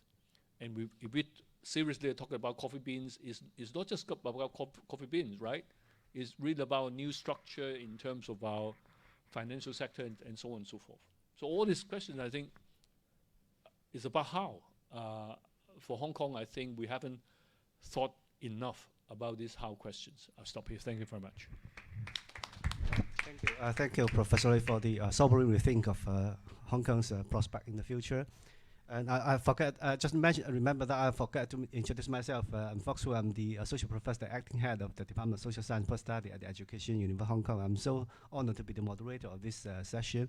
So thank you, all five distinguished speakers, for the insightful sharing. So I would like to raise some kind of a question to stimulate the discussion. Now, my first question is that because in our discussion we have mentioned two major strategies, as I also mentioned in the introduction. That one is integration in the GBA, the other is targeting like Asian countries or Middle East, this kind of two different regional strategies. So my question is, what's the complementarity of these two regional strategies? Because these two strategies, two regional directions may involve different kind of knowledge, different kind of skills, expertise. For example, when we talk about more integration into mainland China, into GBA, especially for a business person, they have to understand the rule of the game in doing business in mainland China. Especially, you have to. We all understand. You have to maintain a good relationship with the government, with the central government, with the local government. Now, if the business decision deviates from the local government, from government objectives, then perhaps you will be in trouble. For example, the latest news about business tycoon in Hong Kong attest to these kind of issues. But on the other hand, when we target new market in Southeast Asian countries, in Middle East countries, on top of the relationship between government and business, perhaps we have also taken into account other, for example, race, religion, these kind of issues. So my question is that if will there be any complementarity between these two regional orientation? If we opt for one market, will that also prevent us from targeting another market? So this is my question to the five speakers.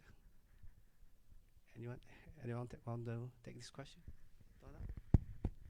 I think it's possible for these two strategies is a valid question. I think it's possible for these two strategies to be complementary rather than to be competitive.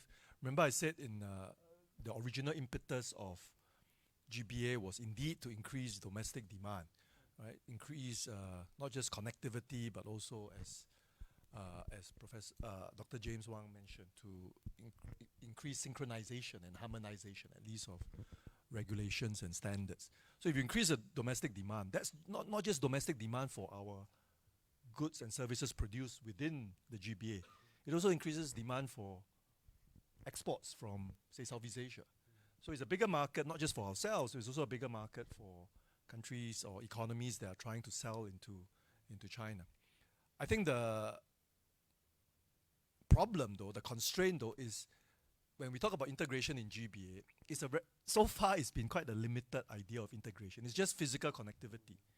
When you look at the European experience of integration, it started with customs union. Even now, we are not a customs union with the rest of GBA. I mean, my lousy book, I couldn't sell any copies in China because of this different customs, right? When I sent to Shenzhen, it took 3 weeks to get there. I sent to Singapore, it takes 3 days. I mean, what sort of GBA are we talking about when there isn't even the most basic idea of customs union? Europe also has a monetary union, right? For those countries that are in the Eurozone. I'm not suggesting that we have, Hong Kong give up its currency, but certainly you have to recognize that, the benefits of integration are not maximized when there are still customs barriers, there are still exchange rate risk, right? I mean, this deflationary pressure that Hong Kong faces now is precisely because, whereas the Hong Kong dollar has been appreciating because of the peg to the US dollar until recently, RMB has been weakening. So that has led to, this flow of goods and services. Third, we are not even we are also not a fiscal and banking union. I mean, so when James highlighted the comparison with Hong Kong plus Shenzhen versus Singapore, I agree, except that Singapore is a single integrated economy. It is a fiscal and banking union, it has a single customs regime, it has a single currency.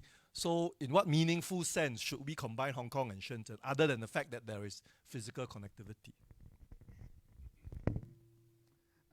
I would just like to respond to what Donna said. I think that's precisely because I think that kind of lack of full integration is exactly because we have one country, two systems. That is what I always hear. Right? So I mean, the paradox is always there. It's inherent paradox. So the question is, how do we make use, or how do we minimize the negative part of that paradox? I mean, so GBA integration, as I said in my presentation, asymmetries.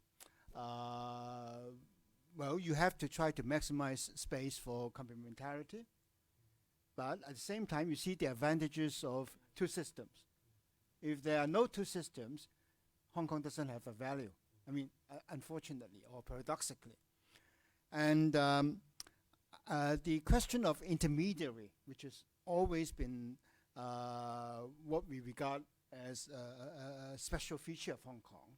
I think as an intermediary, basically you're a middleman. Unless you add value, we don't need a middleman. Why can't mainland companies go straight to the foreign markets? Why must foreign firms base their headquarters or regional offices in Hong Kong? So in other words, we have to ask ourselves what kind of value we're adding, whether physical or intellectual or whatever, soft power. I think we haven't asked such questions enough, because we presume whatever middleman value we had in the past will still be there. And I think the hard challenge is that value is minimizing, it's being eroded. And as an intermediary, you have also to ask, you are intermediating between home and home. So we're talking about China and the rest of the world, and we are talking about Asia and the West, and so on and so forth. Now, in my PowerPoint, which was not shown in full because of the lack of time, I show two graphs based on the TDC diagrams. One in terms of Hong Kong's major export markets. And I find for goods and for services. And I find that for goods, the majority is going to Asia, including China. But for services, actually, services to the West will make up more than half of our exports. So that again shows that we need to distinguish between goods and services. And we are still engaging a lot more with the West in terms of services. I think I can put two examples to illustrate what we can do further. First of all, is something I discussed on a publication last week. Last week, talking about the halal logistics. In Asia, there's a couple of big countries like Indonesia, Malaysia, with a huge population, Muslim population. But in Hong Kong, we discovered, although we have 80 restaurants, halal restaurants, but the quality is extremely low. And when the Muslim people came to Hong Kong, realizing only they have to stay with a big, most expensive hotel, otherwise they cannot find the food they want to eat. And then at the same time, we realized when I did some survey in mainland China, that the Chinese companies, particularly in this particular region, had a very little knowledge about how to get the certificate or recognition of Muslim countries' consumers, and got this kind of a recognition from either Indonesia or Malaysia. So Hong Kong may do something to breach this, supply and demand. The second example, which I want to explore next week in my publication, is to say that in terms of tourism, we realize if you, as a Hong Kong consumer in Hong Kong or from Singapore, you can use your credit card. Even you can use your credit card as a ticket, go into the MTR, the railway, right, without buying any tickets. This is something Hong Kong learned from London.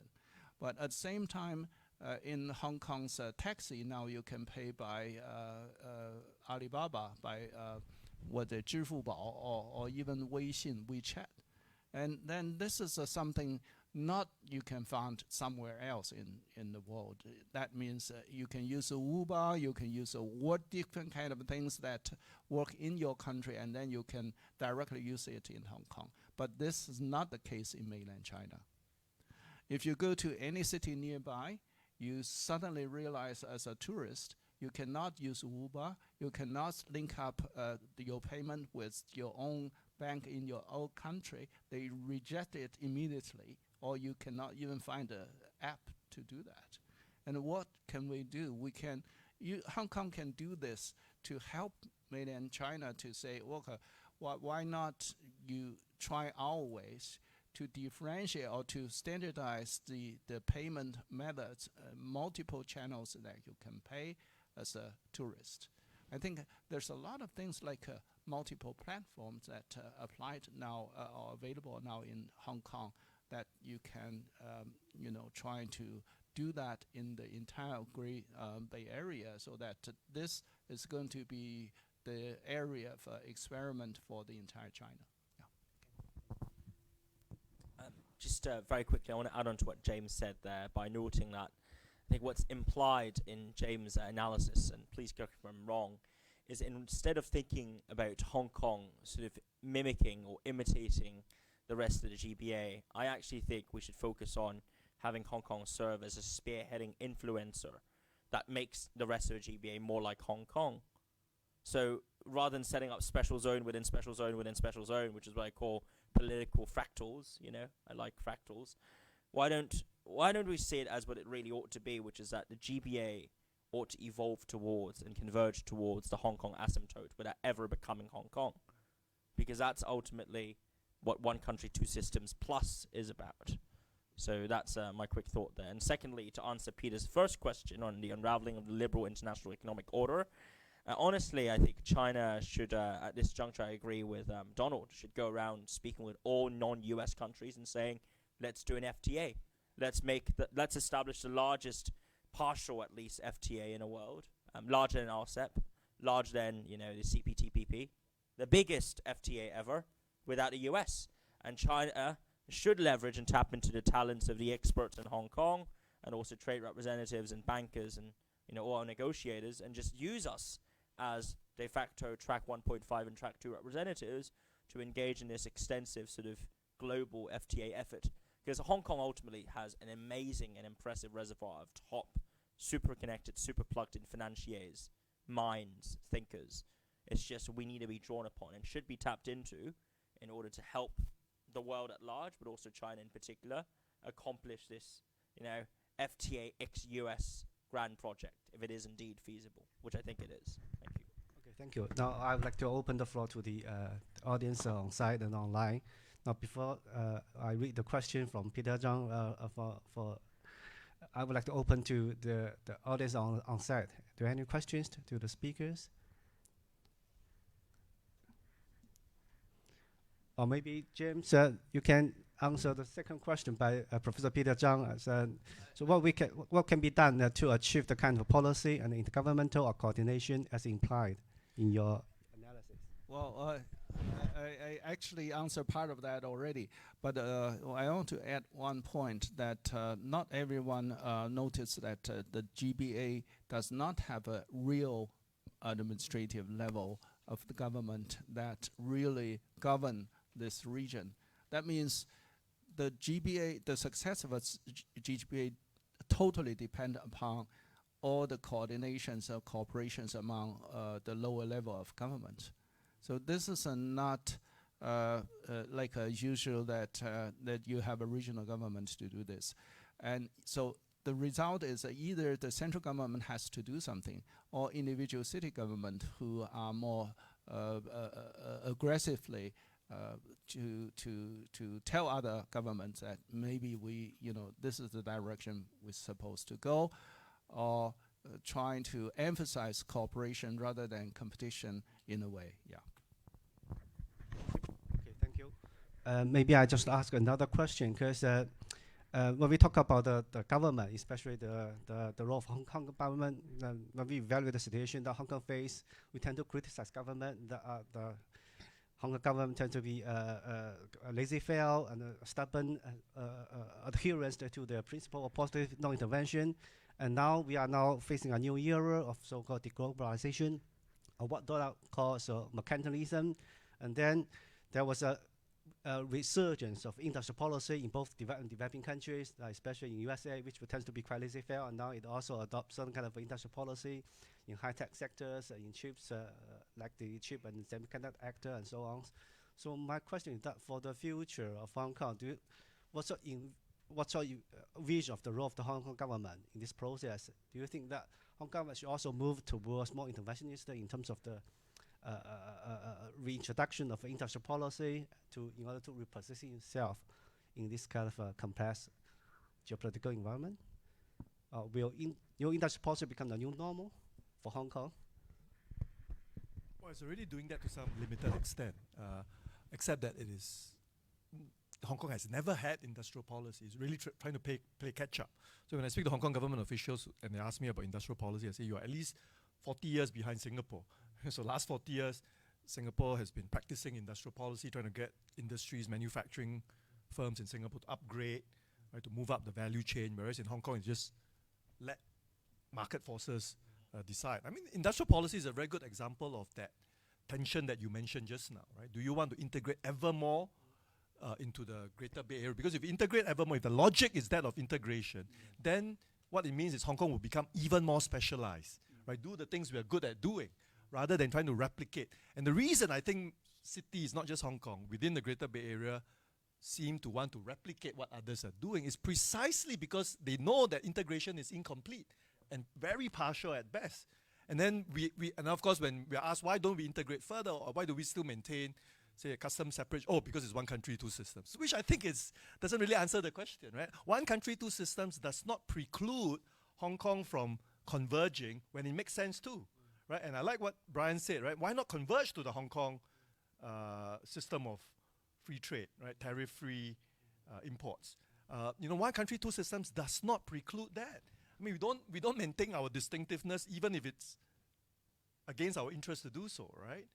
So I think part of the response to what James pointed out, this replication, this duplication, every city wants to be exceptional, wants to be an industrial, wants to be a smart city, whatever, right? Wants to have its own EVs. It's precisely because integration has been not just incomplete, but extremely partial. Can I just add one point? I think the question, rather than framing it through a lens of do we need an industrial policy versus not, or should we have industrial policy or not, I think the better question is what kind of industrial policy making do we want, and also what are the mechanisms to ensure accountability? If you look at the industrial policy adopted by local governments in the mainland, the upside is, yes, that's given rise to a lot of these nascent industries, removing and tackling overheads, fierce competition. You know, a lot of these champions that you see in EVs and batteries, they benefited from industrial policy.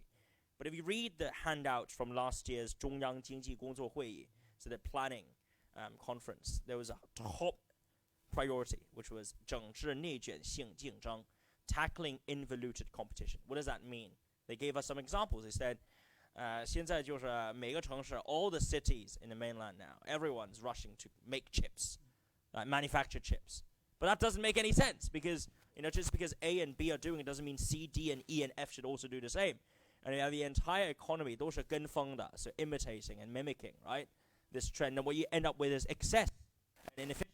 In the context of Hong Kong, I hate to be blunt, but I would say this: Hong Kong should indeed think about R&D, upstream R&D, very important. But it's not about looking at what Shenzhen's doing and say, oh, Shenzhen has that, let me do a Hong Kong version of that. No, I think it's to say, what is Shenzhen doing? What is Shenzhen lacking? And my Shenzhen friends tell me they're lacking upstream R&D, research hubs with access to Western data, Western information, and also openness of entry and exit of talents. That's what they lack. They don't lack manufacturing capabilities, right? And Hong Kong can never really reindustrialize as such, and nor should we seek to do so. But we can seek to claim the two ends of the smiling curve, the upper stream and the downstream of the smiling curve. That's where we have a niche still in Hong Kong. So I agree with a need in principle for industrial policy. I'm just skeptical, as I always am, about the efficacy of the mechanisms by which capital is allocated and the extent to which we are actually complementing as opposed to duplicating the efforts of our counterparts nearby. That's a potent area and dimension of concern.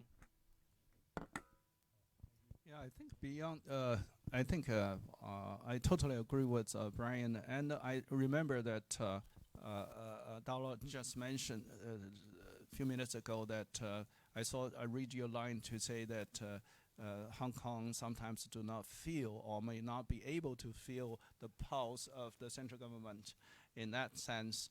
But on the other hand, I think what is the pulse? in a way that when, particularly to the case of Hong Kong, there's something that we, the local government, should have, or the leaders should have some kind of a sense that there's a room for you to do something which is totally different from what can be done in mainland China. In that sense, then you can do something not only in terms of industries, economies, but also social and other aspects that you can do something ahead of time or ahead of other places in mainland China, so that that will create some edge of development. But you have to be to dare to do that, because that may go beyond what the pulse of the central government you can feel, right? Yes, 3 points. First, actually, there's no longer the doctrine or the policy of positive non-interventionism in the government. Because over 10 years ago, when Donald Cheung was the chief executive, he openly said, it's no longer with us. We are not using that as the guiding principle. Of course, you may argue, well, despite the absence of that policy officially, the mindset might not have changed, or people around government may still believe that government was hesitant to intervene. But I don't think this is the guiding policy of government. But the question rather is, even though we are now calling for proactive government, are we proactive in a smart way? Do we know how to intervene? I think that's a more crucial question. Instead of just dishing out money or setting targets, that's not intervention. You have to make things realized. Secondly, integration. I fully agree. I can see why Donald is so frustrated. I mean, I'm equally frustrated. However, how to interpret, or rather how to manage one country system is not an exact science. It's really not. So on Hong Kong's part, are we so rigid about the so-called Hong Kong system? But on the other hand, our counterparts on the mainland, the local authorities, sometimes they may behave equally rigidly. So it takes both sides to learn the art of managing one country, two systems. Thirdly, industrial policy. I remember by the 1970s, actually Hong Kong was equivalent to Singapore in terms of manufacturing structure, industrial structure. Hong Kong for a time was seeking industrial diversification, restructuring. That was the late 1970s. 1977, the government, the British government at that time, set up a committee to do that. But because of the mainland's reform and open up, suddenly there was no need for Hong Kong industrialization. All the industrialists, they gave up the factories in Hong Kong, the production lines in Hong Kong. The production lines were moved north. So we have no industry, or limited industries, but we still have a lot of industrialists. Their production is outside Hong Kong.